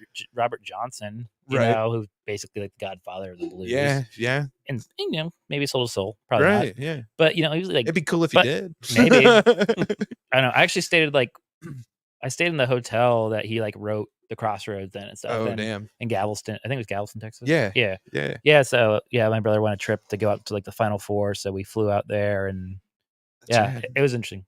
Anyway, I don't know where I was saying now. Yeah. But basically, he was like 26, 27 years old. Yeah. Same thing with Hendrix. Well, then they just inspired generations. They were always the Robert Johnson thing. I always thought it was interesting how, there's this mythology about how he sold his soul. Yeah. And it's because he left the spot that he was living in at the time and he spent some time away. And then when he came back, he was just like really good at guitar all of a sudden. Yeah. It was like a night and day difference. Yeah. And the thing is it's like, well, what the fuck do you think he was doing? He was out there in the woods practicing and playing, and he's like, "I'm gonna get all the bitches." You know what I mean? He was out there just killing other people named Robert Johnson. Well, that was like Paul McCartney in the Beatles. Yeah. If you ever noticed, like Paul McCartney on in the Beatles, he was like playing like all like root notes. It's like the original Paul McCartney or the replacement. And then all of a sudden, this new mechanical Paul McCartney comes in and his bass lines get very technical. Right. I mean, this is so like somebody killed Robert Johnson and they could play guitar. Right. Is that like Highlander? Like there can be only one, and then Yeah. you just like Yeah. consume all like their Right. energy. You gotta beat them with your There could be guitar. only Yeah. one. It's like 7 degrees deep, and the funny thing is the first guy actually did sell his soul. But he sold it for the wrong thing. Yeah, he wanted to right, learn how to yeah. play the kazoo better. Right? Yeah. God he wished for guitarists. They gave him a recorder Yeah. instead. He's like, He By the could way, play Three Rob- Blind she- Mice easily. Robert Johnson. I what do you know want? really stupid facts. Did you know the highest like reached song on the billboards in American history was Jimi Hendrix's "Crosstown Traffic"? Really? Really? I thought that was a cover of Along the Watchtower. That's crazy. Yeah. Wow. Yeah. I had no idea. Number one, highest. That's nuts, dude. I'll It was tell like you. 90 something. I'll tell you when Not that I high. can give you the exact time that I lost faith in modern music. When was that? For my entire life, 1968. as long Hippies. as long as Rock and roll came out. as long as ultimateguitar.com, Dublin night, it was over. as long as ultimateguitar.com existed, Led Zeppelin's Stairway to Heaven was number 1 forever. It was the first, it was the song that was at the top. If you went to the top 100 tabs, right? And I think like when Jeff Buckley's fucking Hallelujah overtook it, Mhm. I was like, it's over. Music is Yeah. over. It's done. That's it. And ever since, it's been like nothing but Taylor fucking Swift songs at the top, and I just can't. That's it. It's dead. It's over. Well, that's why I say there's nothing today that comes out that I'm really. Interested in. Really Yeah, I feel interested you. in. Yeah. Not mainstream wise though. Like, Well, I tell you when what, you're- I'm the- one of those guys that I went and saw the Injustice for All tour back in '89 when Right. the Cult opened up for him. Had a blast, and I remember when the Black album came out, I was like, no. Nah. My question is like, so you guys are musicians, right? Like to think. And Yeah, that's what hold they tell on, us. hold on. Shep's a musician, and I'm a musician. What I'm saying is they are dumping so much motherfucking money into those people. Yeah. And it's like, and we're not interested in it. Like, no No. one is interested in it. I get it that it sells and that- stuff like that. well, era like is tweens over. are. Yeah. You know, it's like Justin Well, Bieber. And think shit. of all the targeting Okay, ads that all right. go into that. Hear me out. Why hear me out. can't we just get a bone Hear thrown me in out. our direction? There's you this know? song. Something. There's this song. Okay. And it's like an Instagram TikTok thing. There, and it's like, there's these words, and this is the reason why it stands out to me. Standing on 10 toes. Wait, hold on. Standing on 10 toes when you're whatever doing business or Right. something like that. And okay, hear me out. I saw this video in Reels. So I initially assumed, well, this sounds very American, but it's not. It's a hip hop song. What do you call that? Lo-fi? Like lo-fi-ish, Mhm. Yeah. like hip hop from India. Oh. Really? Okay. Yeah. Okay. And man, lyrically on point. Like good lyrics. The beat is dope. And I'm sitting here thinking to myself, like, man, this is really good. Like, this is a good song, but the odds of it even being able to make any form of money. Great song. Right. I'm watching Monday Night Football. Right. And a commercial comes on. An NFL commercial comes on. And That there song. it is. Yeah. It's Really? that song. Hell yeah. And I'm like, Wow. Jesus, what is happening? Right. And that's the thing is like, we are in magical times. This whole conversation started with the idea of like, can we find new music? Do we have the capability to produce music and find new music? Yes, we It can is rebuild them. out there. Oh. And to me, like that to me, like when I heard that song, I'm like 90s, lo-fi, hip hop, Yeah. underground, Nashville, Hell yeah. vibe. And it's like, what's the leading genre of music in the United States? In the world? It's probably hip hop. It's Hip-hop. metal. Is it metal? Oh, It's yeah, that makes sense. metal. Yeah. Yeah. And it's like radio is dead. Oh, absolutely. Yeah. And J-Lo, sorry, it's over. Yeah. It's over, J-Lo. but not for Sony. Britney. Sony can't pay a radio station Britney's enough nuts. money I think it's sexy. to let She's so that. nuts. I think it's crazy roll. sexy. That's his woman right there. Oh, Britney. Just my don't get ex- stabbed with a dancing knife. Yeah. my Oh, I tell you, she's so ex-girlfriend. nuts. It's sexy. I don't know what it is. It cracks me up. Britney Spears is fucking punk rock. And if you Without being if you punk want to rock. argue about it, let's go. Because I'll tell you what, I'm backing him Like, up 100%. was controlled for what 15 years? Yeah. Yeah, it's uncontrolled. No rights at all to their own Yeah. money, to their own like anything, and then finally released from the courts, has control of their money, has control of their name, has first thing she control of does their is art. Dance, Dance with with the knives. knives. Only fans eat your heart out. Right. Like She's a freedom like, fighter, basically. it is fucking Britney, bitch. I'm And I like- will do what that is why like the logo of Chopped Liver is Right. Britney Spears, Yeah. because we are the unheard, we are the overlooked motherfuckers. It's Britney, bitch. You know what I mean? Like that is punk rock. Like, and don't ever forget that, because like you were saying earlier, like there is no definition to punk rock, because punk rock is not an idea. It is a way of life. Yep. Yep. It doesn't matter what it sounds like. It is the attitude and the fucking energy of fucking fuck you. It comes from so deep within. Yeah. Yeah, it's truth, it's honesty, it's power. I'll It's tell you what. freeing. One of the most punk rock things I've ever experienced in my life was the day I heard Papa Was a Rolling Stone by The Temptations. I was gonna say I grew up on Motown, so And that song, That's it was unbelievable. like, once I knew what that song meant, Mhm. and the fucking soul and energy behind like- that, Yeah. Blows your mind. that is punk rock. Forget about sound. Punk is not anything other than a fucking way of life and an idea. It's an energy. Oh, fuck. I'm You okay over there, bro? I'm liking this right here.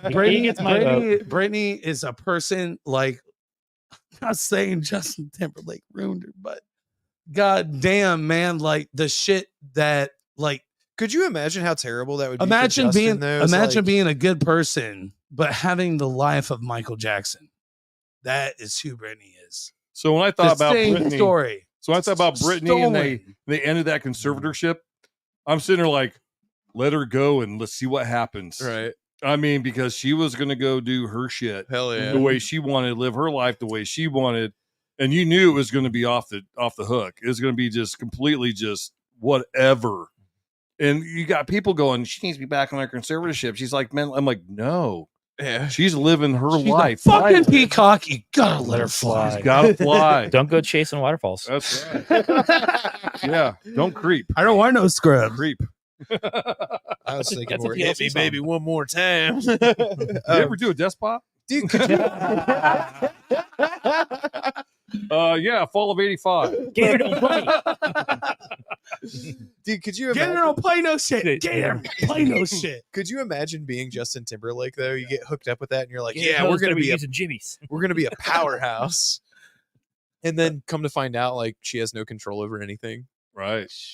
Yeah. It's like you Well, It's that's like, it's like having Could you poison imagine- ivy in your That's, rectum. that's probably how Kevin Fairline felt, honestly. right? Like, yeah, I'm gonna like marry this really like rich girl. I was like, she has no money. She has nothing. Right.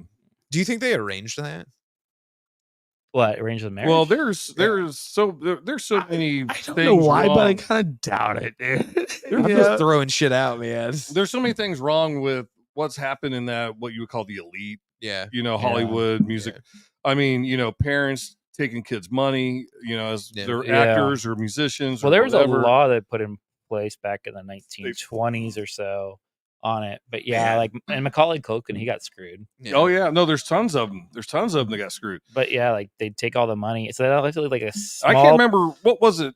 I moved back here in 2001 Mhm. from California, and I can't. I think it was Soundgarden. I was listening to a radio Sure, I was listening to a radio thing on with Soundgarden on it, and I think I can't remember, Soundgarden or a different band. Right. My history's kind of fading here, but they were like one of the first ones that actually took control of the rights of their music and actually funded their own CD and mass produce their own CDs. And you're like really like the first ones getting like all the profits. Yeah. You know, dude, from their music. like everybody hates on Motley Crue, but like, dude, you got to give Motley Crue credit You for do. like just like, being able to walk up into the studio, Capitol Records, and be like, "Nah, fuck you, we want our shit back." Yeah. And what they did was they made it worthless, Mhm. and then they were like, "Okay, here, you can have this worthless thing," and then it was just like, "Oh, by the way, that's not worthless." Like ultimate punk rock move. So I'll tell you, this punk rock though is George Lucas. Honestly, Yeah. though, because like I learned the story, like when he made Star Wars, it was like, well, can I have like the merchandising rights? And they're like, yeah, it's gonna be a stupid movie anyway. Right. that's like that's totally somebody just believing in their fucking Kenner, man. That's those Ohioans. What do you call yourselves? Buckeyes? Buckeyes, like a Hoosiers. Yeah. So, okay, check this out. So, Kenner. a couple things I want to throw out there on the subject of people that like own their own music. Taylor So, Swift. Sorry. Taylor. So yeah, that's number 3. Taylor Swift, by the way. She's a fucking genius though. Like to sell You gotta like give your her a lot of masters credit. off and then She's going not a genius, and- and she just has good attorneys, man. well to say like, oh yeah, you can have these She's masters, and smart. then I'm gonna re-record She's them way and make them smarter those than ones that. worthless. You know. Yes, but like her best advice she's ever given a person. The Fuck best one, advice kill one, marry one. Taylor Swift Lady could ever give. Gaga, Taylor is- Swift, Britney Spears. Taylor Swift said, and her quote is, Go. "The best advice is get a good attorney." Oh, absolutely. But there's a band that has challenged the industry, and that's AX7 and Sony. That's like Supreme Court shit. Right. And if you Limp don't Bizkit- know, now you know. Did you- Like they're the first ones to really go like, Yeah, well, fuck Sony. We're not doing your fucking whatever 10-year or Taylor's 5-year just capitalizing on that movie. yeah. Well, Taylor is also smart because the first person to do it embarrassed themselves. Yeah. And they're one of the That's what I'm greatest saying. writers of all time. And it's not the symbol known or the symbol of Prince or whatever the fuck he called himself. at Oh night. yeah, Artist formerly known as as Prince. Yeah, the artist, right? So at that time, I was a kid. I was like, what is this shit? Yeah. But here's the thing. Now that I'm an adult and I understand power move, Right. Yeah. he was the first Yeah. to do it. Actually, Prince It was brilliant. Van Morrison, guy did Brown Eyed Girl. I Yep. think it was him. He was locked into so many album deal, and he wanted to get out of his contract, so he just put out 2 albums of this complete nonsense. Yeah. Like he did a song about like having ringworm. Like you get like it's hilarious, but he just like it's like, all right, fuck you, I'm out now. There's your album. Fucking Roger Miller made an entire career out of that shit. He made a goofy song one time, and they were like, "We like that." So he Isn't that just, kinda I mean, like Weird Al Adam did it Sandler too. movies? yeah, right, yeah, Yeah. Yeah, but you know who did it first? Robert Johnson when he went out and murdered everybody. Capitalism. Out in the woods practicing. So I AKA definitely wrote murder down bitches. Van Morrison just to be clear because I was just informed. I was today years old. It looks like Van Arson. It says Van Morrison. Well, if we know that if we Guess if we who's see that his Googling car that? catches on fire, Yeah. This guy. You're gonna fact check me now. No, I believe you. I I'm believe it was not Van Morrison. educated on this Van Morrison subject. Yeah, I'm So, not either. yeah, I'm Like you I'm could look. It's fucking I intrigued. think I'm pretty sure it was Van Morrison. Look it up. Like he wrote a song about like having ringworm, and he's like, "What are we having for lunch today? Oh, sandwiches. Okay." That reminds me of that band Psycho Stick. Psycho Stick. Yeah. Yeah, you know. Yeah. I hate doing laundry. Shit like that. All I wanted was a Pepsi. My car sucks. It's a piece of shit. You know? Right. Songs like that. The first time I heard Psycho Stick, I was like, okay, I can relate. I feel like everybody hates doing laundry. Yeah. I just don't do it. I'm just kidding. Just I got kidding, kids, I guys. don't think they've Sorry. done laundry in months, and they still get by. Dude, I got to get my kids whipped into shape.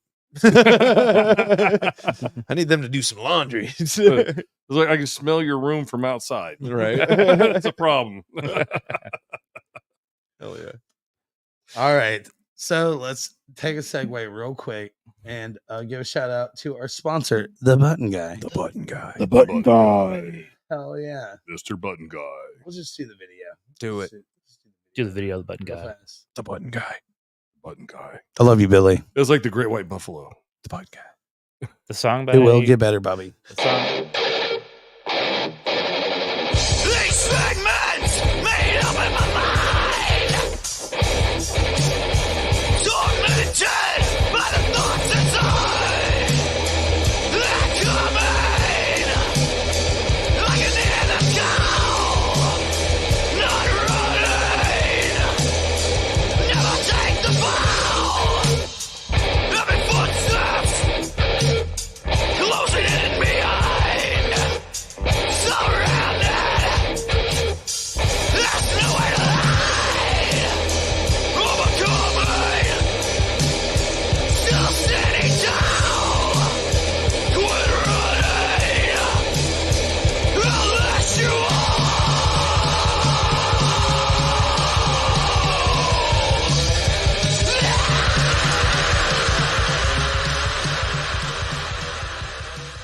If you want to stop me, you're gonna have to fucking kill me! Good, Yeah. or good enough. Terminator 2 was good. Judgment Day. Yeah, Yeah. was Yeah. as good as the first one. Back to the Future 2 was okay. Yeah. Empire Strikes Back. Empire Strikes Back. Yeah, Probably the best sequel Yeah. of all time. fair enough. I feel like that was just because it had to have the sequel. It was written as a trilogy, so like you didn't get the full movie with the one movie. You know what I mean? Yeah. Do you remember when back when we used to try to watch Titanic and it was 2 VHSs? Yes. Oh, yeah. That shit sucked. Natural Born Killers. yeah, Yeah. same Yeah. way. Yeah. That was that way. Dude, that movie blew my mind when I Oh, saw yeah. it for the first time. Like Rodney Well, Dangerfield. Titanic. yeah, fuck Titanic. yeah. It taught me some You know things. you became a Celine Dion fan when that movie came out. Yeah, wherever you are. No, Leo, I'll Oh, never yeah. leave you. Dude, that was a single take. That was a single I take. heard that Celine- was her demo. She hated Really? the song. She Yeah. hated the song. She didn't want to do it, and they convinced her to do a demo of it. Yeah. And she sang the demo, and that was the That song. was it. Yeah. That Have was you, it. have you guys ever seen the alternate ending of Titanic? No. Where everybody lived. No. I mean, yeah, you know. They all climbed on the iceberg and they were fine. Yeah, they were good. Their socks were a little wet, but other than that, they were fine. They were a little cold. A little cold, you A know. little Campbell's soup when the other boat showed up. They were fine. Had some hot cocoa. Yeah. They were good. Another boat just showed up. Yeah, I got some hot cocoa for you guys. You Look guys like okay? This is the fucking I the stubbed my toe, snowman- but other than that, I'm all right. the snowman that used to thaw out into the little kid, the Campbell's commercial. It's just like, it's like a little carrot falls off. We had the weirdest commercials as kids. I swear to God. Yeah, Some that's of them were true. bad. So I saw this picture on Facebook and I had to take it and repost it.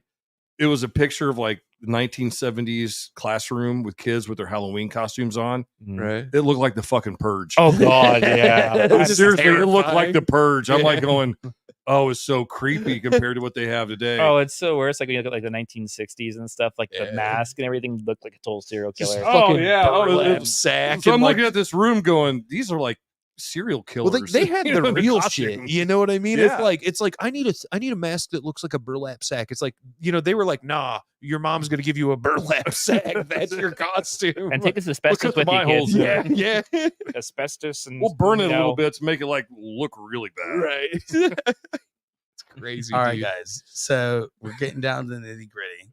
So, what's the But I best advice you've ever been given, Cameron? Best advice I've ever been given. And if you can't get it, double D. If you want something you've never had before, you got to do something you've never done before. Ooh, I like that. God. And there's a guy I was in the gym with one day, and he was a big bodybuilder guy, and I was starting out my bodybuilding career. And I asked him, I said, how do you get that big? And he goes, don't be a pussy. And that really stuck with me more so Yeah, than anything in my yeah, life is don't right. be a pussy. Yeah. Well, I feel like you probably had to feel the sentiment in the room, like he was saying, more or Exactly. less, like you just got to do it. And like, it applies stop, to everything in your life. I Right, mean, you know, right. just don't be a pussy about Yeah. it. Hell Yesterday, you said tomorrow. Hell yeah. Yeah. I like that. Just do it. Yeah. Hell yeah. So one I read was a book called The Last Lecture, and it's about this guy, and this is like his memoir.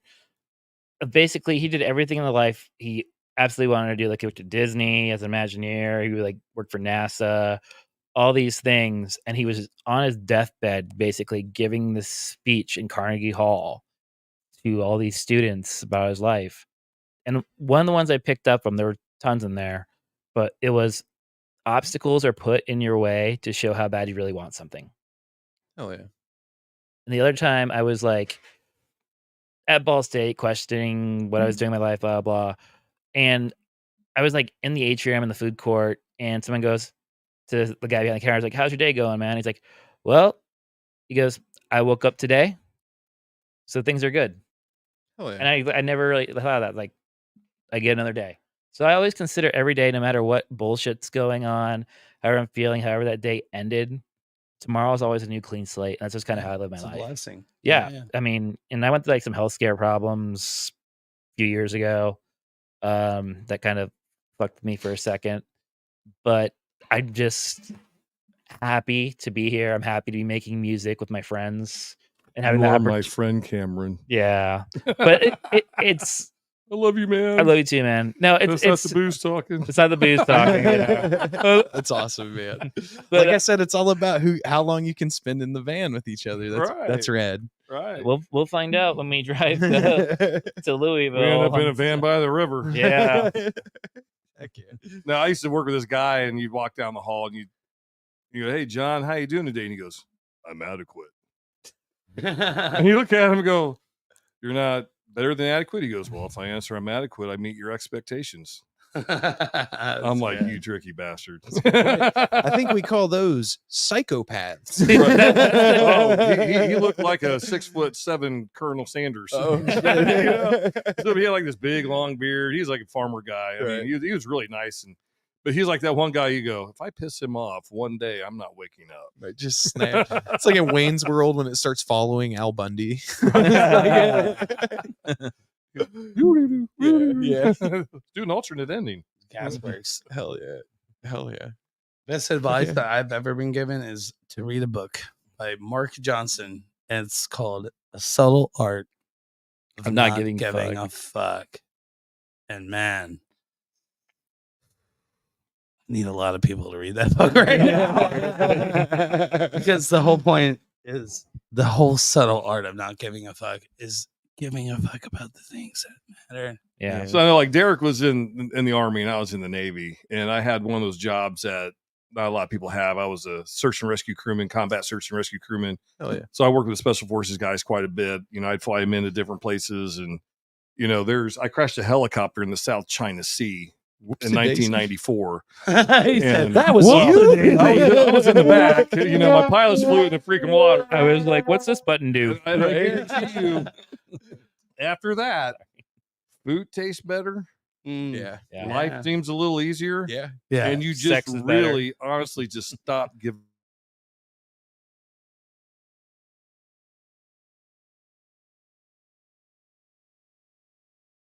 Like the worst thing that's ever happened to you is the worst thing that's ever happened to you. Yeah. And that is And everything's better from there. but that is a statement of empathy, because Everything's thing different is, for like, everyone, man. yeah, You know? like the worst injury I've ever experienced could be me smashing my big toe on my right foot into a soccer ball, and then Dude, getting blown up sucked real bad. Yeah. Yeah. you know what I'm saying? You get it?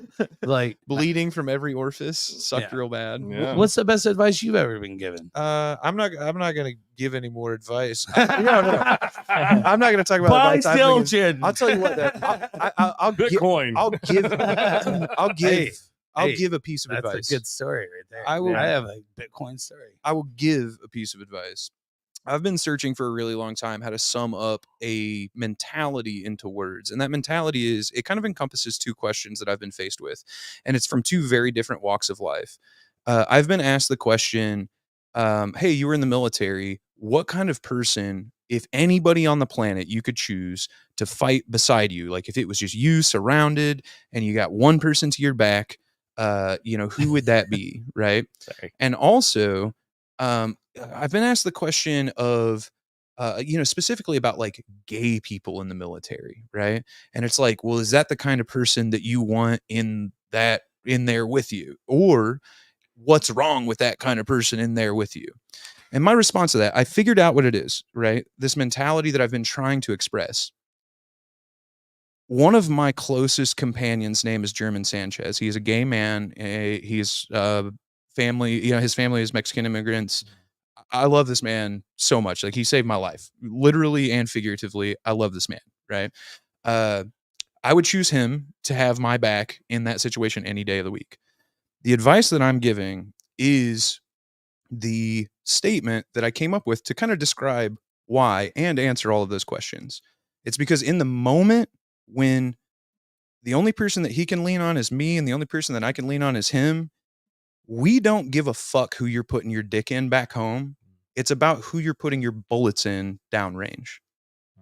Amen to that. We're in this together. Yep. And it does not matter who you're fucking. Yep. It does not matter where you came from. It does not matter the color of your fucking skin. Yep. It does not matter. It does not matter. Because when shit hits the fan and bullets are fucking flying, what matters is how much you love each other. Yep. Amen. Yeah, and the funny thing about being in the military, though, is you got brothers for life. It doesn't matter where they came. Absolutely. So this is the funniest thing. I went to boot camp 1990 in San Diego, and I had this guy from, I swear, I don't even know if he spoke real English. It was like Creole. Okay. His name was Egbert Clemens. Hell yeah. And Egbert. And he was that fucking name again. You can't understand. Creole. Yeah. I mean, that shit killed me. And he was my bunkmate. I mean, he was like in the rack behind mine. And Egbert, I think basically on his third attempt, got a 35 on the ASVAB and was able to come into the Navy. Right. And I asked him, I said one day, I said, so why'd you join the military? He goes, I need to do something with mine. And I'm like, okay, good. But I tell you like what, see homeboys naked. That's what I just said. yeah. 7 weeks we're on the same page here, bro. 7 weeks into boot camp, he couldn't make his bed right. He couldn't fold his clothes right. So I had to learn how to do everything twice as fast so I could get my shit done, then turn around and help him. Hell yeah. To get his shit done. Well, good on you for fucking doing it, man. And that's what you learn. Yeah. Is you don't want to knock anybody down from where they are, what walk of life they're from. Everybody is from somewhere different, has a different story, and we should be helping and empowering everybody that we come across in some way, shape, or form. Well, I'd imagine that's why I love the punk scene. I'd imagine that when you were in training, you got paired with that guy probably because you were a go-getter, right? Like you put in the effort. Oh, it was like lottery. I lied, Shep. I will talk about some of the best. They're like, go find a bed. They're like, go find a bed. And here's Egbert over here. I was told by one of my platoon sergeants one time. I lied. I am gonna talk about some advice that I got one time. He said, because I was always that kid that had like, I didn't shave every fucking day. And sometimes I'd forget to blouse my boots. Sometimes I would, wear white socks instead of green socks, with my ACU uniform or whatever. Right. But he gave me a piece of advice. He got frustrated with me one time because like I worked real hard, I was good at my job. And he pulled me aside one day, he pulled me into his office and he said, hey man, I just want you to know that if you work 10% harder than everyone else around you, it doesn't matter what whether your face is shaved or whether your uniform is pressed. It does not matter. As long as you won't be known as the dirty kid, you'll be known as the kid that just works harder than everybody else. Oh, yeah. And the reason I say that is because like, when I was at basic training, Boutros, I had a bunkie named Boutros, and that dude, I hate to call anybody worthless, but that guy wasn't good at much, and the thing was, his story was, he was one of the kids that was on the aircraft carrier leaving Iraq back in the 90s. Yeah. And he was like so inspired by the Americans coming in and the kind of Berlin airlift style evacuation and stuff. He was one of those kids, that you saw in the news footage of, all those people standing on the deck of that aircraft carrier. He was one of them, and it inspired him. He believed in it. And, the dude was crazy, absolutely nuts. Had no business being in the military, but he loved it so much that that's where he was. You know what I mean? Yeah, there's definitely people who have a calling for that. Yeah. The reason I said that was because like I got pegged immediately as one of those people that just worked a little harder, and they Yeah. realized that guy was really dropping the ball, so he ended up being my bunkie. It's like you got to do everything with this guy, and it's like, Yeah, this was just go find a rack. yeah, And right, I turn right, around, right. there's Egbert, and I'm like, Fuck, this will be, yeah, this will be interesting. yeah. Did you say you got pegged? Only twice. Only twice. Okay. Only one. Only It is only the during Navy. lights out. It is the Navy. I can't let it go without bumming. Sorry. No, it was kind of. I mean, I tell you what, I had a blast. I did tail end of Desert Shield or Desert Storm in the Desert Shield. I did 2 tours Iraq. I ended up in Somalia. Which part of Iraq? It was interesting because I was on the USS Kitty Hawk. Okay. And we had planes flying, giving air support. Sorties all day. So I was forwarded onto a small ship 3 miles off the coast of Iraq. Oh shit. And I lived in a helicopter for a week at a time. And we had what was called Alert 5. Okay. So like if anything happened, we had to be airborne in 5 minutes to go pick our people up. Right. If they got shot down over land. And we did some missions where we flew some SEALs in to do recon missions for intelligence planning. Was that like U2 Recovery 2? You guys were on standby for that? Oh yeah. Right? Yeah. Oh, yeah, That's no. crazy. Yeah, I used to watch the Small world. missiles coming off the destroyers and all those other ships That's cool. flying into Iraq. I mean, But it's not it was cool, but yeah. And I also did anti-submarine warfare, so I was one of those guys trained to launch a torpedo on a submarine in the water from a helicopter. I think the term that I'm looking for is incredible. It's incredible. It's a great Yeah. experience, and I think I took it for granted when I was in, Right. and I don't think I appreciated it as much until I got out. Oh yeah, I feel you on that one. And then it was like, wow, I really had some great experiences. Yeah. And those experiences like have carried me through, to today. Right. Where like I look at Lawn Dart Massacre with Cameron and Max and Andy, is like if Yeah, I do something, I'm 100% in. Yeah. It brings some appreciation to it. It does. That's awesome, man. That's good to hear. yeah. And I'm just like, what the fuck am I doing? That's what I say now. We have to have a lot of you too. What the fuck are Writing you doing? jams, Yeah, that's baby. probably true with me. Right. Pull out your phone and grab some more songs, man. Said you have 500 of them. We Let's got do 600 it. now. Yeah. we only got so many songs. We need more. Hurry up, man. Right. Hell yeah. So I want to segue here real quick. Yeah. Double D, Yep. Cameron, Mm-hmm. it's been awesome. I mean, this has been a delight. Absolutely. Great Yes. conversations, fucking, especially on a day that, it's not the best of days, but man, It's a great day because we just released a new song, just saying. which one? Fight for that life. Yeah, the one you And played. we played right it there. earlier. Yeah. Yeah. So, just Yeah. gotta brighten everyone's day because you I- can't New be song sad. day. I love the energy in this room. I know this motherfucker. You know what I mean? Like, dude, like I fucking love you, Cameron. I love your energy. I love your humor. You should be a stand-up comic. If Hell you are kind of right. You gotta be. I'm sitting down, but okay. All right. But man, what an honor meeting you, man, and Thank hanging you. out with you and spending time with you and drinking motherfucking. Let's do a shot. Okay, hold on. Let's do a shot. I'll pass this over to you. Let's do a shot. Yeah. Dude, like, man, it has been such a fucking Yeah. honor doing this show with you on this day and fucking meeting you for the first time. And y'all, if The you almighty have, return if you of haven't May. listened to Lawn Dart Massacre or heard Lawn Dart Massacre, I just shared a link. Awesome. Thank you. Heck yeah. Yeah. Linktree.ee LDM band. Yeah. / check their fucking music out.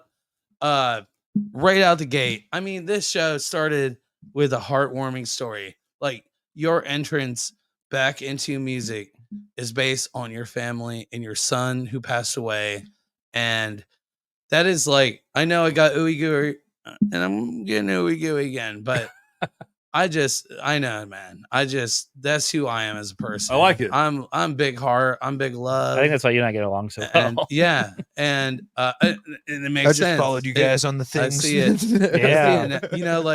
Like I was saying earlier, like I love this motherfucker, man. Oh, I've taken to this guy And- right here. I yeah. tell you what, Yeah. I mean, there's times Cameron and I have had some conversations, even like through just live or text or, messaging back and forth and stuff like that.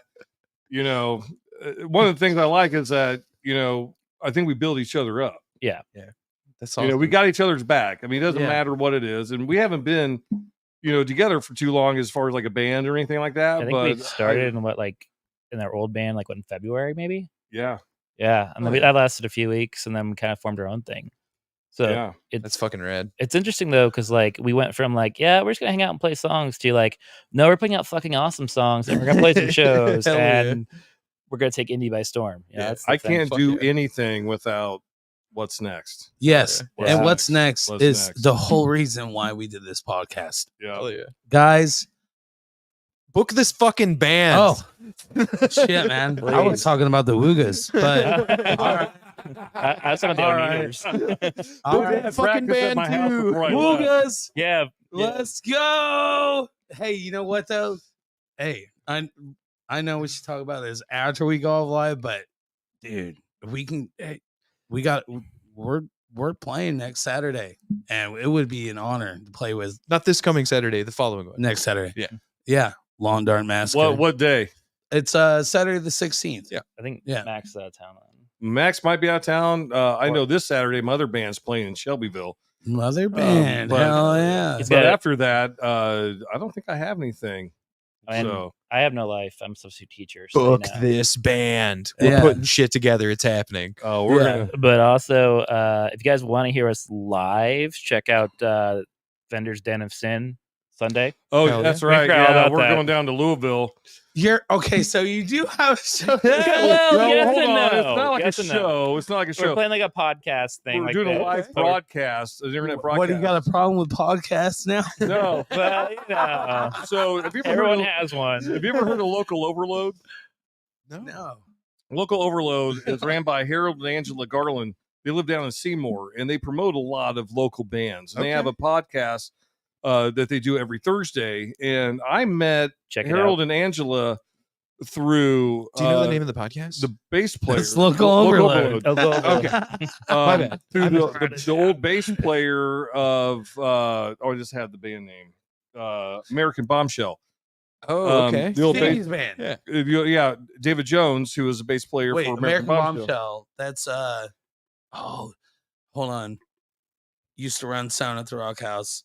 Oh man, it's gonna piss me off. So I met them through David, and I've been sending them our material to play on their podcast. And one day, Oh, I yeah. think they were down at the Fender Dennis Inn, and I sent them, "Hey, we got a new release coming out. Send them our stuff." And they said, "Yeah, get these guys on here." Hell So yeah. this Sunday, Wait, we're- were you an American Bombshell? I was not.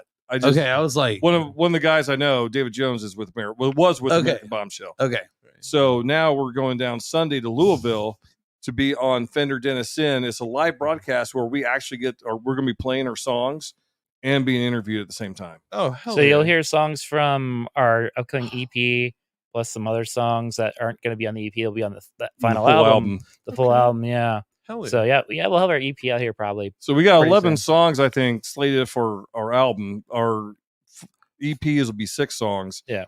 We got 5 songs done. We have one that we're in the process of recording right now, Hell yeah. and it's called Sucker Punch Cupid.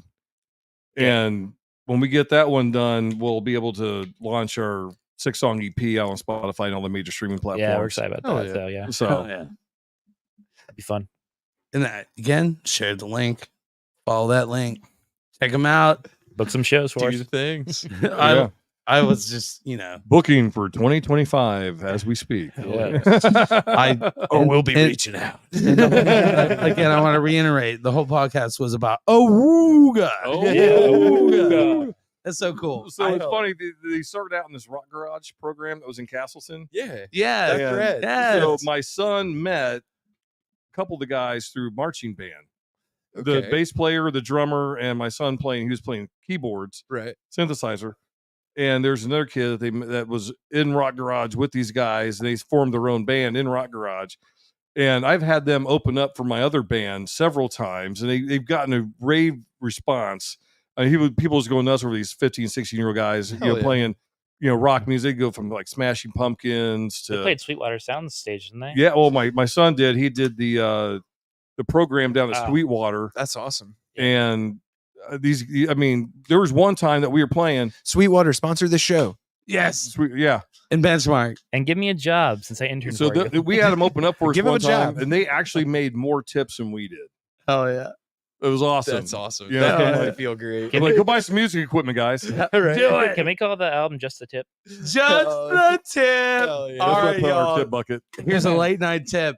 Y'all are fucking awesome for coming out and hanging out tonight. You as well. Go to the link. Watch.